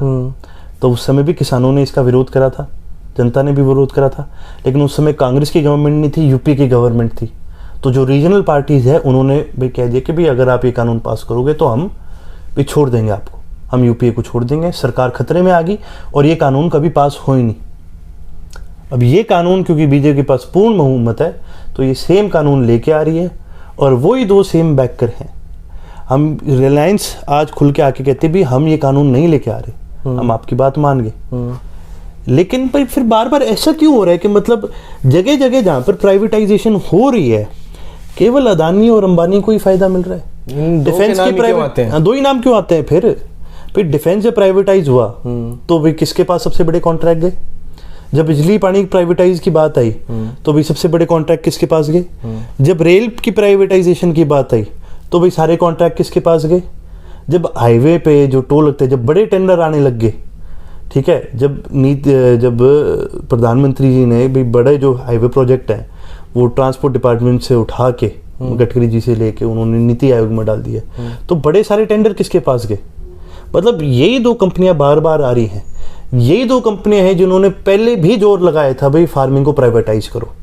और आज भी आप देख लेना, अगर ये कानून रहते हैं तो यही 2 कंपनियां होगी जो आगे जाके इसी प्राइवेटाइजेशन का फायदा उठाएंगी। आपने अगर कहीं पर किसी को फायदा देना है तो आम आदमी को तो दो। इनके हर कानून बने इस हिसाब से हैं कि भी बहुत चंद कंपनियां ही क्वालिफाई कर पाती हैं सरकार के टेंडर उठाने के लिए। तो भाई ये बराबरी की डेवलपमेंट कहाँ पर हुई? ये तो आप सबसे पहली चीज़ तो ये आपने खुद ही फैसला कर दिया भी डेवलपमेंट के लायक कौन है, पैसा कमाने के लायक कौन है और कौन नहीं है। जो सरकारें बात करती है, बड़े बड़े वादे करती है, हम ये कर देंगे वो कर देंगे, हर आदमी के भाई खाते में 15 लाख रुपए आएंगे। अरे 15 लाख छोड़ो, चलो वो पता था भाई 15 लाख नहीं आएंगे लोगों के खातों में, पर ये तो उम्मीद करी थी ना कि काला धन देश में वापस आएगा तो विकास तो होगा। वो विकास ही देखने को नहीं मिला। मोदी जी तो हर साल हर 6 महीने में एक नया वो ले आते हैं। कभी कह देंगे तालियां बजाओ, कभी कह देंगे दिए जलाओ, कभी कह देंगे बाथरूम बनाओ घरों में, कभी कह देंगे ये करो। स्वच्छ भारत अभियान के तहत भाई मंत्रियों को, आर्टिस्टों को, सबको भी सड़क पे लगा दिया भी झाड़ू पोछा करो। पर स्वच्छ भारत को कायम रखने के लिए कहीं पर वो इंफ्रास्ट्रक्चर देखने को मिला? आज भी दिल्ली का जो गार्बेज डंप है वो वैसा का वैसा पड़ा है। आज भी भारत देश के अंदर कहीं पर भी गार्बेज डिस्पोजल के लिए भी कोई बड़ा इंफ्रास्ट्रक्चर नहीं बना। तो फिर हम टाट लेवांगे क्या इसी चीज़ का? तो ये तो आज सरकार ने जो पॉलिसियाँ अपनाई है ये केवल चंद लोगों को फ़ायदा देने के लिए आई। और ये जो किसानों के लिए जो ये 3 कानून आए हैं ये आज इन बातों का प्रतीक है कि भी किस तरह से सरकार आज जनता से बिल्कुल कट चुकी है। आज किस प्रकार जनता केवल और केवल भाई अपने बैकर की तरफ देखती है। भाई भारत जब आज़ाद हुआ था तो भारत का संविधान लिखने वाले भाई अम्बेडकर जी ने उस समय जब संविधान बनाया था तो उस समय जितने भी जो लोग थे सब ने एक फैसला करा था कि भी ना तो भारत सोशलिस्ट बनेगा, सोशलिस्ट यानी भाई सब कुछ सरकार के पास, समझ गया, और ना ही भारत कभी कैपिटलिस्ट बनेगा कि मतलब सब कुछ प्राइवेट हो जाए। भारत के लिए सबसे अच्छी चीज़ है एक मिक्स्ड इकॉनमी, थोड़ा सोशलिस्ट थोड़ा कैपिटलिस्ट। जो प्राइवेट सेक्टर उनको प्राइवेट रहने दो, जो सरकारी होने चाहिए वो सरकारी रहेंगे। लेकिन जब आप सरकारी सेक्टर को प्राइवेट करने लग जाते हो, एसेंशियल कमोडिटीज़ को जब आप प्राइवेट करने लग जाते हो, तो सबसे बड़ी चीज़ आप ये देखो कि भाई कोई भी इंसान प्राइवेट सेक्टर में अगर किसी काम से जाता है, आज अगर मैं कहीं पर दुकान खोल लूँगा तो भाई मैं जनसेवा के लिए थोड़ी दुकान खोल रहा हूँ, मैं तो अपने फ़ायदे के लिए खोल लूँगा। कोई भी आज आरती मंडी में बैठा है, कोई भी छोटा व्यापारी अपनी दुकान खोल के बैठा है, कोई बड़ा व्यापारी कंपनी खोल के बैठा है, कोई शेयर होल्डर ने शेयर खरीदे हैं, वो क्यों खरीदे हैं? इसलिए थोड़ी खरीदे हैं कि भाई मैं तो जनसेवा करूँगा। लोग, चलो कुछ लोग करते भी होंगे, लेकिन हर इंसान बिजनेस अगर करता है तो बिजनेस मुनाफे के लिए करता है। बिल्कुल। और सरकार जब काम करती है, सरकार का फर्ज होता है कि भी जनता के फायदे के लिए काम करो। तो जब इतनी बड़ी चीज़ें आप प्राइवेट सेक्टर को देने लग जाओगे तो इसका मतलब ये है प्राइवेट सेक्टर तो अपने मुनाफे के लिए काम करेगा। वो जहाँ पर हो सके कॉस्ट कटिंग वो करेंगे। और उस कॉस्ट कटिंग में नुकसान किसका होता है? प्राइवेट सेक्टर का नहीं होता, जो पब्लिक होती है, जो पब्लिक सेक्टर उधर गया होता है, उनका नुकसान होता है। इसका एक और उदाहरण आपको दूंगा। भिवानी में एक गाँव है, मेरे दिमाग से नाम निकल गया, उधर जो बिजली है, जो बिजली की वो है, जो डिस्ट्रीब्यूशन का काम है, वो प्राइवेट सेक्टर के पास है, प्राइवेट कंपनी के पास है। तो जब गांव की पंचायत बिजली का बिल नहीं दे पाई तो कंपनी ने उनकी बिजली काट दी। ठीक है, अब कंपनी तो वही करेगी जो कंपनी करती है। ठीक है। यदि सरकार होती, यदि ये महकमा सरकारी होता तो भी उनको वार्निंग दी जाती, उनसे बातचीत की जाती, शायद उस गांव का बिजली का बिल माफ भी किया जाता। ऐसा बहुत बार हुआ है, बहुत बार हुआ है। लेकिन कहीं ना कहीं उस गांव के पास बिजली रहती। ठीक है, चाहे वो इंस्टॉलमेंट में सारे पैसे दें, चाहे वो कैसे करके पैसे दें, लेकिन लगभग भाई कोई ना कोई तरीका बीच का अपनाया जाता। अब क्योंकि प्राइवेट सेक्टर ने गांव की बिजली काट दी तो लोगों की घरों की बिजली या पंचायती बिल्डिंगों की बिजली कटी। एक और जगह जहाँ से बिजली कटी, आपको पता है कहाँ से कटी? फिर भाई गांव में जो वाटर वर्क्स लगा था, और जब वाटर वर्क्स की बिजली कट गई तो गांव की बिजली के साथ साथ गांव का सारा पानी भी रुक गया। आपने डबल नुकसान कर दिया लोगों का एक सिंगल चीज के पीछे। तो प्राइवेट सेक्टर ऐसे काम करता है, इसलिए प्राइवेट सेक्टर कई चीज़ों में उसका आना बहुत ही हमारे लिए नुकसानदायक है। चलो अर्जुन, एक छोटा सा राउंड करते हैं। मैं 8-10 पॉलिटिशियंस के या पर्सनैलिटीज़ के नाम लूँगा, एक रैपिड फायर की तरह। आपके दिमाग में जो भी सबसे पहले उनके बारे में ख्याल आता है वो बताइएगा। ठीक है, स्टार्ट करें। नरेंद्र मोदी, जुमलेबाज। अमित शाह, दूसरा जुमलेबाज। नहीं अब बदल के ऐसे नहीं। अच्छा, हमारे कृषि मंत्री हैं जेपी दलाल। निर्दयी और बेहद गलत इंसान। Bhupendra Singh Hooda, property dealer. दीपेंद्र हुड्डा। दीपेंद्र हुड्डा क्या तो उनके बारे में कहूँ, कभी उन्होंने कोई तगड़ा स्टैंड ही नहीं लिया, मेरे ख्याल से कमज़ोर। अभय चौटाला, मजबूत, सच्चे। आपके रोहतक से विधायक हैं भारत भूषण बत्रा, उनके बारे में क्या सोचते हैं? उनके बारे में जी मेरी कभी उनसे डीलिंग इतनी हुई नहीं, ना कभी उनके बारे में इतना मैंने जाना जो मैं एक सही तरीके से आपको बता पाऊँ। मतलब उनके बारे में पर्टिकुलर इतना नहीं पता। हाँ, चलिए अब मैं बात करता हूँ हमारे दुष्यंत चौटाला के बारे में। धोखेबाज। दुष्यंत चौटाला के बारे में बात आती है तो देखिए, मैं उचाना के पास जींद का रहने वाला हूँ, तो उचाना के आसपास को कवर करता हूँ। तो थोड़ा दुष्यंत के बारे में बात कर लेते हैं एक बार। जो नेता कुछ दिन पहले एक जननायक बन के आया था, जिनके पीछे एक छवि लगती थी, वो आपके परदादा जी, उनका एक चेहरा दिखता था कि हाँ भाई देवीलाल आ गया, रुक्का पाट गया। आज आपको कहीं ना कोई दुख तो होता होगा, आपकी ब्लड स्ट्रीम से आते हैं वो, जिनका नाम की वजह से वो चढ़े, उनका नाम ही बदनाम हो रहा है। लोग ऐसी ऐसी बातें बोलते हैं कि इसने तो देवीलाल का नाम बदनाम कर दिया। वो बहुत मुश्किल से बना था ना, आप जानते हैं एक भगवान की जगह दी जाती है देवीलाल को, ताऊ देवीलाल बोला जाता है। मेरे जो दादा दी थे, क्यों मैंने ये महसूस किया कि जो भी पुराने थे, खासकर अगर जाटलैंड की बात की जाए, तो वो सभी के सभी चाहते थे कि देवीलाल, ताऊ देवीलाल की छवि एक भगवान के जैसे मानते थे। लेकिन आज उसके अंदर जो गिरावट आई है, उसका कारण चाहे कुछ भी हो, आपका परिवार का टूटना, कुछ भी हो, लेकिन गिरावट तो आई है। आम आदमी, आपका परिवार में क्या होता है उससे चलिए मान गया वो आपका पारिवारिक मामला है, लेकिन जब आपका परिवार इतना ज़्यादा मजबूत, इतना ताकतवर होता है, तो आम आदमी के ऊपर आपके बिखराव का असर पड़ता है। तो लोग जवाब तो चाहेंगे ना, भाई हमारे साथ धोखा हुआ है। असली धोखा लोगों के साथ हुआ है। आपका परिवार है, चलिए आपकी पार्टी थी वो अलग बन गई, लेकिन धोखा उनके साथ हुआ जिन्होंने अपने 20-20, 30-30 साल लगा दिए, और 30 साल के बाद उन्हें मिलता है कि वहाँ भाई एक अलग ही देवीलाल आ रहे हैं। तो उन लोगों के लिए क्या कहेंगे आप? देखिए कुकर जी डाटा अपना एक बहुत बड़ा फ़र्क है। जब बड़े चोई साहब का जब सारे देश भर के अंदर नाम बना था, पूरे हरियाणा में जब उनका नाम बना था, उस समय सोशल मीडिया नहीं होती थी।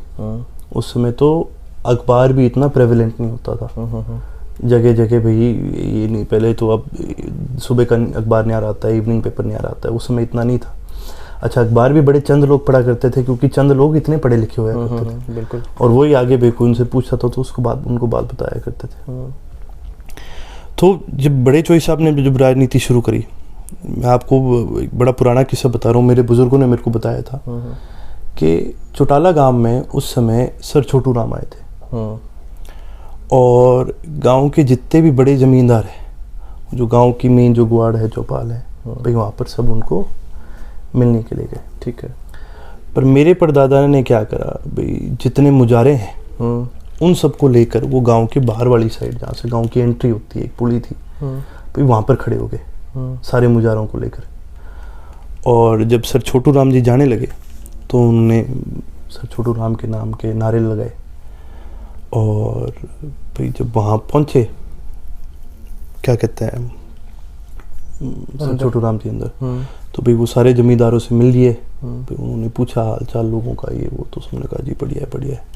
तब उन्होंने बोला भाई वहाँ पर एक लंबा सा लड़का खड़ा है, और भाई वो मेरे नारे लगा रहे, लेकिन वो वहाँ खड़ा है, वो मेरे को आदमी ठीक लगा, भाई क्या मतलब उनके बारे में बताओ। तो उन्होंने कहा जी बड़ा ज़मींदार है गांव का, काफ़ी बड़े ज़मींदार है, लेकिन वो जी एंटी चलते हैं ज़मींदारों के। तो उनको ही हुआ कि भाई ज़मींदारों के खिलाफ चल रहे हैं, तो भाई ऐसी क्या बात है, भाई मेरे को मिलाओ एक बार इनसे। तो उन्होंने बोला भाई देवीलाल को यहाँ बुलाओ। तो मेरे प्रधान ने बोला कि जी मैं तो आ जाऊँगा, लेकिन मेरे साथ लोग कई हैं और एक बार आपको यहाँ पर आना ही आना पड़ेगा। तो सर छोटू राम जी उधर गए। उधर बड़े चोई साहब ने उनको मुजारों से मिलाया और उन्होंने बताया उनको कि भाई, उन्होंने दिखाया कि किस तरह जो बड़े जमींदार हैं मुजारों को या छोटे ज़मींदारों को दबाने का काम करते हैं। और क्योंकि बड़े जमींदार भी चौपाल में आते हैं, किसी और को आने नहीं देते, तो भाई इसलिए मैं इन सब के साथ खड़ा हूँ और इसलिए मैंने आपको यहाँ बुलवाया है, ताकि ये लोग भी अपनी बात आपके आगे खुल करके रख सकें। तो सर छोटू राम जी भी बड़े प्रभावित हुए और भाई उन्होंने भी उसको बोला कि भाई तू बढ़िया करेगा ज़िंदगी में, देखना। और इसी चीज़ को लेके मेरे परदादा आगे बढ़ते रहे। उन्होंने जब किसी के लिए भी आवाज़ उठाई तो उन्होंने कारण से उठाई। उन्हें सत्ता का कोई लोभ या लालच नहीं था, ना कभी अपनी पूरी उम्र में नहीं था। उन्होंने हमेशा त्याग की राजनीति करी। भाई जनता के लिए उन्होंने त्याग दिया है, लिया कुछ नहीं। भाई प्रधानमंत्री का पद हो, चाहे मुख्यमंत्री का पद हो, चाहे कोई पद हो, उन्होंने हमेशा त्याग ही त्याग किया है। ठीक है। और गांव-गांव जाकर भाई लोगों से वो मिलने का काम करा करते थे। ये उस समय की बात है, आप यूँ लगाओ कि जब बड़े चोई साहब राजनीति करा करते थे बिल्कुल शुरू में, और वो किसी गांव में जाया करते थे, तो जैसे आप कई बार गांव में से गुजरते आप देख लो भाई, ये ग्रुप बैठे होते हैं, ताश खेल रहे हैं, अपने खेलते ही हैं सारी जगह। तो वो ताश जो खेलो तो उनके आगे जाया करते थे और उनको बोलते थे भाई चलो चलो, तो हमने बेरा नहीं देवीलाल आ रखा है, भाषण देगा जो, तो हमने भाषण सुनाऊँ देवीलाल का है। और लोग कहते भाई कौन है देवीलाल, अरे चलो तो मैं दिखाता हूँ देवीलाल कौन है। और लोग उठ के जाया करते थे भाई चलो देखें भाई देवीलाल कौन है। और वो लोग जब उठ के आगे जाया करते थे तो वो देखा करते थे भाई यही देवीलाल है जो हमें बुलाने आया था। और वो फिर अपनी बात रखा करते थे लोगों के बीच में। तो उन्होंने तो राजनीति ऐसे शुरू करी है भाई, घर घर जाके जब कोई उनको नहीं जानता था तब उन्होंने अपनी नीतियाँ रखी हैं। उन्होंने संघर्ष कैसे करा मैं आपको बताता हूँ। उस समय में भारत में सिर्फ एक पार्टी हुआ करती थी, कांग्रेस। और जब कांग्रेस पार्टी के भाई वो प्रधान भी रहे, तो मीटिंग में उनको दिल्ली बुलाया गया। ठीक है। तो दिल्ली जब बुलाया तो दिल्ली शहर उन्होंने देखा, किस तरह का विकास उन्होंने देखा। तो जब गांव में वो वापस आए तो उन्होंने गाँव वालों को बोला कि भाई विकास तो हमारे साथ गलत हो रहा है, भाई हमारे गांव में तो विकास सरकारें लाती ही नहीं है, भाई विकास तो मैंने देखे शहरों में होता है और ऐसे होता है। तो लोगों ने पूछा भाई किस तरह का विकास। क्या मैं घर में गया और घर में लोहे की ऐसे 2 टूंटियाँ लगी है, और एक टूंटी में घुमाओगे तो ठंडा पानी आएगा और दूसरी ने घुमाओगे तो ताता पानी आएगा। और लोग क्या कहते थे देख ऐसा पागल आदमी है, ऐसी कोई चीज़ हो ही नहीं सकती, ऐसी कोई चीज़ कहाँ होती है क्यों उस समय जी ट्यूबवेल भी नहीं, हैंडपंप वाले वेल होते थे, लोग दूर दूर से पानी लेके आते थे, और हमारा तो इलाका खासकर सूखा इलाका था, पानी होया नहीं करता था। और लोग कहते थे ऐसे कैसे भी हर घर में आ जाएगा, ये तो बड़े लोगों के घर में होता है, ऐसे होता है, राजों महाराजों के होता है। तो उन्होंने लोगों को समझाया कि भाई ताकत तो तुम्हारे हाथ में है। ये उस समय मतलब उन्होंने लोगों में जाकर लोगों को राजनीतिक तौर पर उन्होंने अवेयर करने का काम करा, घर घर गांव गांव जाने का काम करा। आज के दिन आप हरियाणा के किसी गांव में चले जाओ, किसी बुजुर्ग से पूछ लो, वो क्या बोलेगा, भाई मैंने देवीलाल को देखा है, ये नहीं कि सुना है, ये नहीं कि भाषण सुना है, बहुत ही फेमस हुआ। हाँ, ये नहीं कि जाना है, वो बोलेगा भाई मैंने देवीलाल को देखा है। अब आ जाओ आज के दिन में, तो उस समय जो राजनीति, जो छवि मेरे परदादा ने अपनी बनाई थी, उन्होंने खुद बनाई, काम करके बनाई, लोगों के बीच में जाकर बनाई, मेहनत करके बनाई, ठीक। और आज जो अपने आप को कहते हैं कि भाई मैं देवीलाल का वंशज हूँ, उनकी गाड़ियों के टायर भी इतने नहीं घुसे जितने जननायक चौधरी देवीलाल ने अपनी जूतियाँ घिसा दी थी लोगों के बीच घूम घूम के। जो आज बात करते हैं कि भाई मैं देवीलाल का वंशज हूँ, वो खुद अपने मुंह से ये कहते हैं, लोग नहीं कहते थे, वो खुद अपने मुंह से कहते थे। वो अपने वर्करों को बोलते थे, भाई तू जाके ऐसे बोल, तू अगले को माड़ा बोल और मेरे को अच्छा बोल, भाई तू जाके ऐसे बोल, तू जाके ऐसे बोल, तू जाके ऐसे बोल। तो एक झूठी छवि बनाई। और जाहिर सी बात है कि इस ज़माने में सोशल मीडिया पर भी हर का अकाउंट वेरीफाइड नहीं होता, हर अकाउंट सच्चा नहीं होता। भाई तो ये चीज़ें, फेक न्यूज़ का जो ज़माना है, ये एक आज के दिन हमारे लिए एक बहुत बड़ी प्रॉब्लम भी है, सारे देश के लिए बहुत बड़ी प्रॉब्लम है।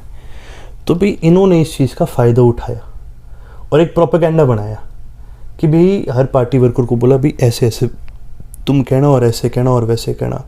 अब लोग कहते हैं जननायक चौधरी देवीलाल बड़े ही नरम आदमी थे, चौधरी देवीलाल बहुत कड़क आदमी थे, तभी उन्होंने हरियाणा को संभाल के रखा भाई, तभी उन्होंने क्या कहते हैं भाई अफसरों को संभाल के रखा करते थे, तभी अफसर उनकी बात सुना करते थे, वो हर जगह जी जी करके नहीं जाया करते थे भाई, बड़ों को आदर सम्मान दिया उन्होंने, सबको इज्जत से रखा, लेकिन सख्त भी रहे हैं, क्योंकि कई ऐसी चीज़ों में सख्त होना बहुत ज़रूरी होता है। इतना आसान थोड़ी होता है देश या राज्य चलाना। जब राइट्स हुए थे, जब सिख राइट्स हुए थे, तो उत्तरी भारत में कई जगह हुए, उस समय जननायक चौधरी देवीलाल ने सभी अफसरों को बोल दिया, खबरदार अगर हमारे प्रदेश में कोई भी एक ऐसा हादसा हो गया, और हरियाणा उस समय इन चीज़ों से बचा था। जब पंजाब में टेररिज्म था, तो उससे हमारे हरियाणा के कितने गांव हैं जो पंजाब के साथ लगते थे, हरियाणा टेररिज्म से बचा, क्योंकि उन जगहों में जननायक चौधरी देवीलाल का प्रभाव था। एक अच्छा लीडर होने के लिए आपको नरम भी होना पड़ेगा और आपको सख्त भी होना पड़ेगा, और उनमें वो दोनों गुण थे। वो ज़ुबान के पक्के थे भाई, उन्होंने जो एक चीज़ कह दी तो उन्होंने कह दी भाई, वो इस बात को वापस नहीं लेंगे भाई, चाहे उनको कितना ही बड़ा त्याग करना पड़े। उन्होंने एक बार बोला था कि भाई वीपी सिंह को हम प्रधानमंत्री बनाएंगे। चंद्रशेखर जी उस समय बड़े चौधरी साहब के बड़े क्लोज होया करते थे, और उन्होंने चंद्रशेखर जी ने, स्वर्गीय चंद्रशेखर जी ने बड़े चौधरी साहब का बहुत साथ निभाया। उन्होंने कहा था कि चौधरी साहब आप प्रधानमंत्री बन जाओ, हम सब आपके साथ हैं, लेकिन वीपी सिंह को हम नहीं सपोर्ट करेंगे, वो गलत है। कई बातें आई थी सामने। तो बड़े चौधरी साहब ने बोला भाई मैंने मेरी ज़बान दे दी, आज मैं अगर जनता के बीच में जाके मैं अगर ये बात उल्टी कर लूँगा तो भाई फिर मैं किस मुंह से लोगों के बीच में जाऊँगा। और जब वो लोगों के बीच में गए, जब हाउस में जब सेशन हुआ था उस समय पार्लियामेंट में, तो भाई पहला मोशन जो वीपी सिंह को प्रधानमंत्री बनाने का जो मोशन जो उठाया था, वो जननायक चौधरी देवीलाल ने उठाया। और जनता पार्टी में, जनता दल में उनकी इतनी ज़्यादा इज्जत थी, इतनी ज़्यादा, कि भाई किसी ने भी उस मोशन के अगेंस्ट वोट नहीं करा। उस मोशन को सेकंड करने वाले चंद्रशेखर जी खुद थे, और उन्होंने उस मोशन को सेकंड करा, और उन्होंने बोला बड़े चौधरी साहब आपने अगर बात कह दी तो हम भी उस बात को पूरा रखेंगे। उन्होंने वो बात पूरा रखने का काम करा। वैसे वीपी सिंह हमारे प्रधानमंत्री बने। बड़े चौधरी साहब ने कांग्रेस पार्टी को ठुकराया था। उसका सबसे बड़ा कारण यह था कि जब हरियाणा में मुजाहरा आंदोलन चल रहा था, तो वो मुजाहरों की बात को लेकर उस समय नेहरू जी प्रधानमंत्री जो है करते थे, वो नेहरू जी के पास गए और उन्होंने बोला कि भाई ये ऐसे ऐसी ये बात है, ये मुजाहरों को दबाया जा रहा है, भाई आप इनकी आवाज़ उठाओ, आप इनको ज़मीन दिलाने का काम करो, आप इनकी मदद करो, ये आपके वोटर हैं। तो नेहरू जी ने उनको जवाब ये दिया कि भाई ये तो हमारे आदमी ही नहीं है, इनकी हम क्यों मदद करें। क्यों? वो बड़े इलीटिस्ट होते थे, कि भी जो बड़े जमींदार है, जो बड़े, सिर्फ उनकी सुना करते थे। तो बड़े चोई साहब ने उस समय उनका बहिष्कार करा, बोला कि आप आदमी गलत हो, ये आदमी गलत नहीं है, आपने इनके साथ धोखा करा है। और उन्होंने उस समय कांग्रेस पार्टी को ठुकराया था। हरियाणा में कांग्रेस पार्टी को स्थापित करने में भी सबसे बड़ा हाथ बड़े चोई साहब का था। उन्होंने कांग्रेस पार्टी को ठुकराया और उन्होंने एक चीज़ कही कि भी ज़िंदगी में मैं कभी इस पार्टी में नहीं जाऊँगा, ये पार्टी इतनी माड़ी। और अनेक मौके उनको मिले कि भी सत्ता में भागीदारी लेने के लिए सिर्फ उनको कांग्रेस का समर्थन ही करना था और वो सत्ता में भागीदार होते। उन्होंने एक मौका नहीं लिया। जननायक चौधरी देवीलाल को आज सारा हरियाणा जानता है और सब उनके बारे में जानते हैं, लेकिन बहुत लोगों को इस बात का बड़ा कम एहसास होगा कि जितना लोकप्रिय वो थे उसके बावजूद भी वो सत्ता में कम रहे हैं और ऑपोजिशन में ज़्यादा रहे।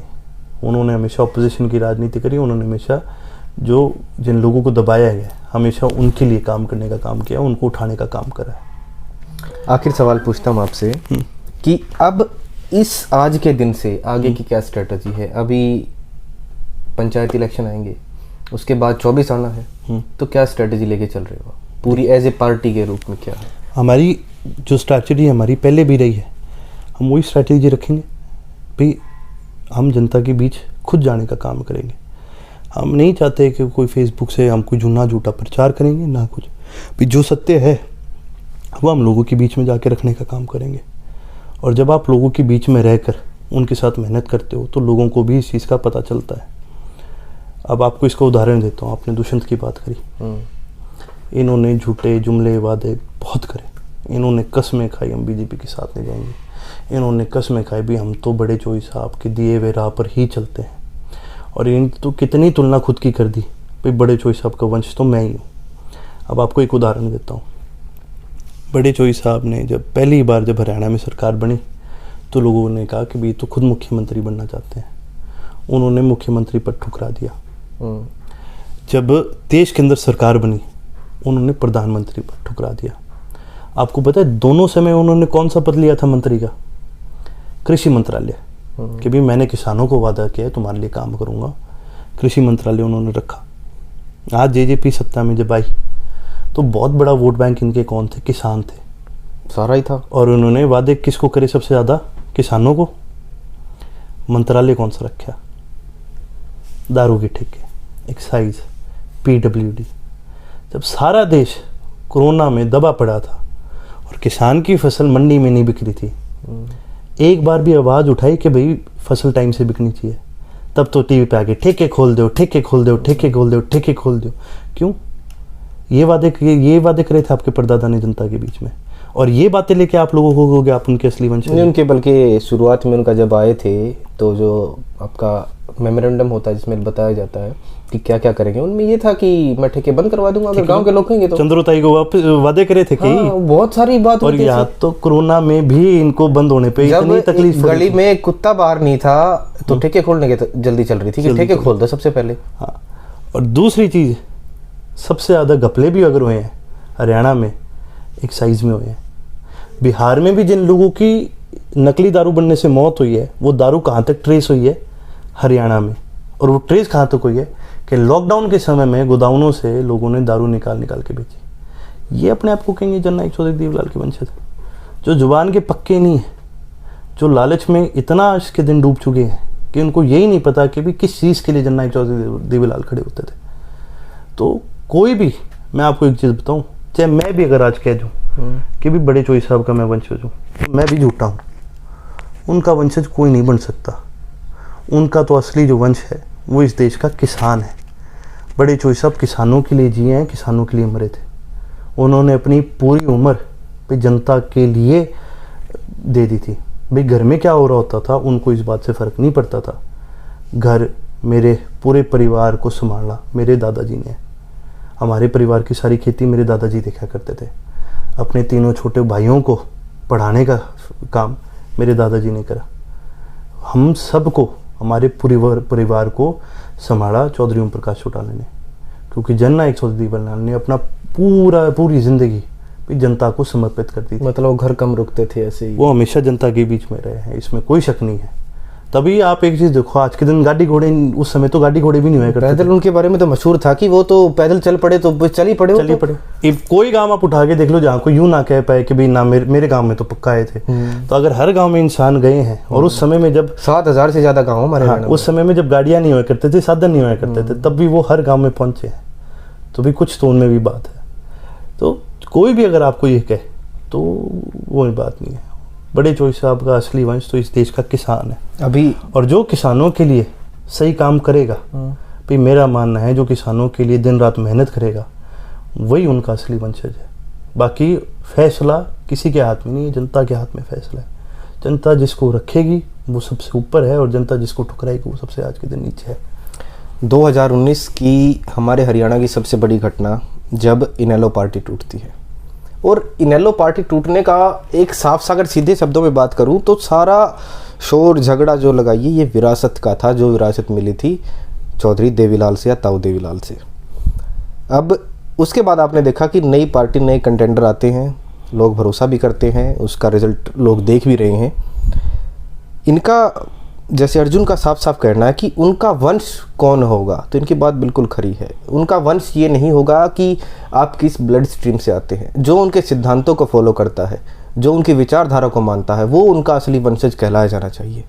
जो भरोसा रखता है कि जात पात या फिर गैर बराबरी समाज में नहीं होनी चाहिए, जब तक बराबरी नहीं बनेगी तब तक ये देश, ये समाज या हमारा प्रदेश प्रगति नहीं करेगा, तो उस सोच की बात आती है। अर्जुन चौटाला से मिले, आखिर में आप क्या संदेश देना चाहेंगे मेरे हरियाणा की या हमारे भारत की जनता को? देखिए, आखिर में पिछले जितने हमारे देश में हालात हैं उनको देखते हुए मैं एक चीज़ ज़रूर कहूँगा कि आज के दिन देश को सबसे बड़ी ज़रूरत है आप सभी के साथ की। मेरे जितने भाई अपने घर पर हैं, कोई गांव में है, कोई शहर में है, आप किसानों को साथ दीजिए। आज के दिन हमारे प्रदेश में जो किसान धरने पर हैं, सारे देश के जो किसान धरने पर हैं, वो ये लड़ाई अपने लिए नहीं लड़ रहे, वो हमारे सभी भविष्य के लिए लड़ रहे हैं। किसान एक ऐसी कौम है जो जब फसल बोते हैं हम, तो भी 6 महीने तक अपने औलाद से ज़्यादा उस खेत का, उस ज़मीन का, उस फसल का ध्यान रखते हैं। और अच्छी हो जाए तो बहुत बढ़िया बात है, लेकिन कई बार किसी के हाथ में न्यूनतम नुकसान भी हो जाता है। कई बार ओले बरस जाते हैं, कई बार सूखा पड़ जाता है, कई बार बारिश ज़्यादा हो जाती है, कई बार फसल आड़ी पड़ जाती है, कई बार कीड़े लग जाते हैं। लेकिन किसान कभी हार नहीं मानता, वो अगले सीज़न फिर उस फसल को बोएगा और फिर उतनी ही मेहनत करेगा, और फिर अगले सीज़न फिर करेगा, फिर करेगा, फिर करेगा। क्योंकि किसान मेहनत करता है अपने भविष्य के लिए, अपने बच्चों के लिए, कि उनके बच्चे बढ़िया खा पी सकें। आज जो किसान बॉर्डर पर बैठा है वो सिर्फ अपने लिए नहीं बैठा, वो सिर्फ एक MSP के लिए या किसी कानून के खिलाफ नहीं बैठा, वो इस सोच के खिलाफ बैठा है कि भी जिस प्रकार से ये सरकार आज लोगों को दबा रही है, वो इस सोच के खिलाफ बैठा है। जिस प्रकार से हमारे संविधान में जितने भी हमें हक दिए गए थे उनका उल्लंघन किया जा रहा है, उन चीज़ों के खिलाफ बैठा है। आज जो भी इस सरकार के खिलाफ अपनी आवाज़ उठाता है उसको दबाया जाता है। और अगर आज हम चुप रह के ये सोच करके भी आज तो उनको दबा रहे हैं, हमें थोड़ी दबा रहे हैं, तो कल हमारा नंबर भी आ सकता है, कल किसी का भी नंबर आ सकता है। कल को आप कोई भी बात उठाओ तो शायद आपको भी दबाया जाए। तो मैं सभी साथियों से यही अपील करूँगा, अपने किसान भाइयों का साथ दीजिए, इस आंदोलन का हिस्सा बनिए, क्योंकि यह आंदोलन केवल किसानों का नहीं है, यह आंदोलन आज सारे देश की जनता का है, हमारे देश के भविष्य का है। आज सारी दुनिया देख रही है कि भारत की जनता क्या कर रही है, क्योंकि भारत की जनता में आज एक ऐसी सरकार आ गई है भारत देश के अंदर जो जनता की आवाज़ को दबाने का काम कर रही है। आज सारी दुनिया ये देख रही है कि किस प्रकार भारत जो इतना फ्री देश होता था, एक ऐसा देश होया करता था जहाँ पर हर इंसान अपने हक की बात रख सकता है, आज उसी भारत देश के अंदर लोगों को दबाया जा रहा है सिर्फ इस बात पर क्योंकि वो अपने मन की बात आगे रखने की कोशिश कर रहे हैं। कई लोग तो ऐसे हैं जो हफ्ते में एक बार आके टीवी पे घंटा हमारा ख़राब करेंगे कि भी मेरे मन की बात तो ये है, लेकिन उसी वक्त अगर आप अपने मन की बात रख दो तो सरकार आपके ऊपर पर्चे देने का काम करती है, आपकी आवाज़ को दबाने का काम करती है। ये लड़ाई केवल किसी एक वर्ग की नहीं, किसी कौम की नहीं, ये लड़ाई भारत के भविष्य की लड़ाई है, ये लड़ाई भारत की लड़ाई है। और आप इसका हिस्सा बनिए, आप अपने साथियों का साथ दीजिए, इस लड़ाई में शामिल होइए, सोशल मीडिया पे अवेयरनेस बढ़ाइए। और जो जो साथी बॉर्डर पर आ सकते हैं, मैं आप सबसे ज़रूर कहूँगा कि एक बार आकर के देखो। सरकार ने बहुत कोशिश करी है किसानों को बदनाम करने की, कभी उनको अलगाववादी कह देते हैं, कभी उनको टेररिस्ट कह देते हैं, कभी उनको देशद्रोही कह देते हैं, लेकिन एक कमाल की बात देखो, 4.5 लाख से ज़्यादा लोग आज बॉर्डर पर बैठे हैं, लेकिन पिछले 3.5 महीने में एक भी इंसिडेंट ऐसा नहीं आया होगा कि उस इलाके में वायलेंस हुई हो। एक भी आपको ऐसी न्यूज़ सुनने को नहीं आई कि भी वहाँ पर कोई मार पिटाई या वहाँ पर कहीं पर क्राइम बढ़ा हो। किसान इतनी शांत कौम है और आज इतनी शांति से 3.5 महीने से इतने लाखों लोग बैठे हैं, तो कोई तो बात होगी। आप आओ, किसानों को देखो, उनका साथ दो और आप इस भारत के भविष्य की लड़ाई का एक हिस्सा बनो। बहुत बहुत धन्यवाद जी। राम राम। ये सुना आपने अर्जुन चौटाला को, इनकी बात आपको कितनी सही लगती है, कितनी गलत लगती है, कमेंट करके बताइएगा। अगर आपके मन में कुछ सवाल आता है तो सवाल आपका लिया जाएगा। अगली बार भी जब भी भाई से मिलना होगा तो सवाल आपके सामने लेके आएंगे। चैनल को सब्सक्राइब कर दीजिए और वीडियो को शेयर कीजिएगा। धन्यवाद।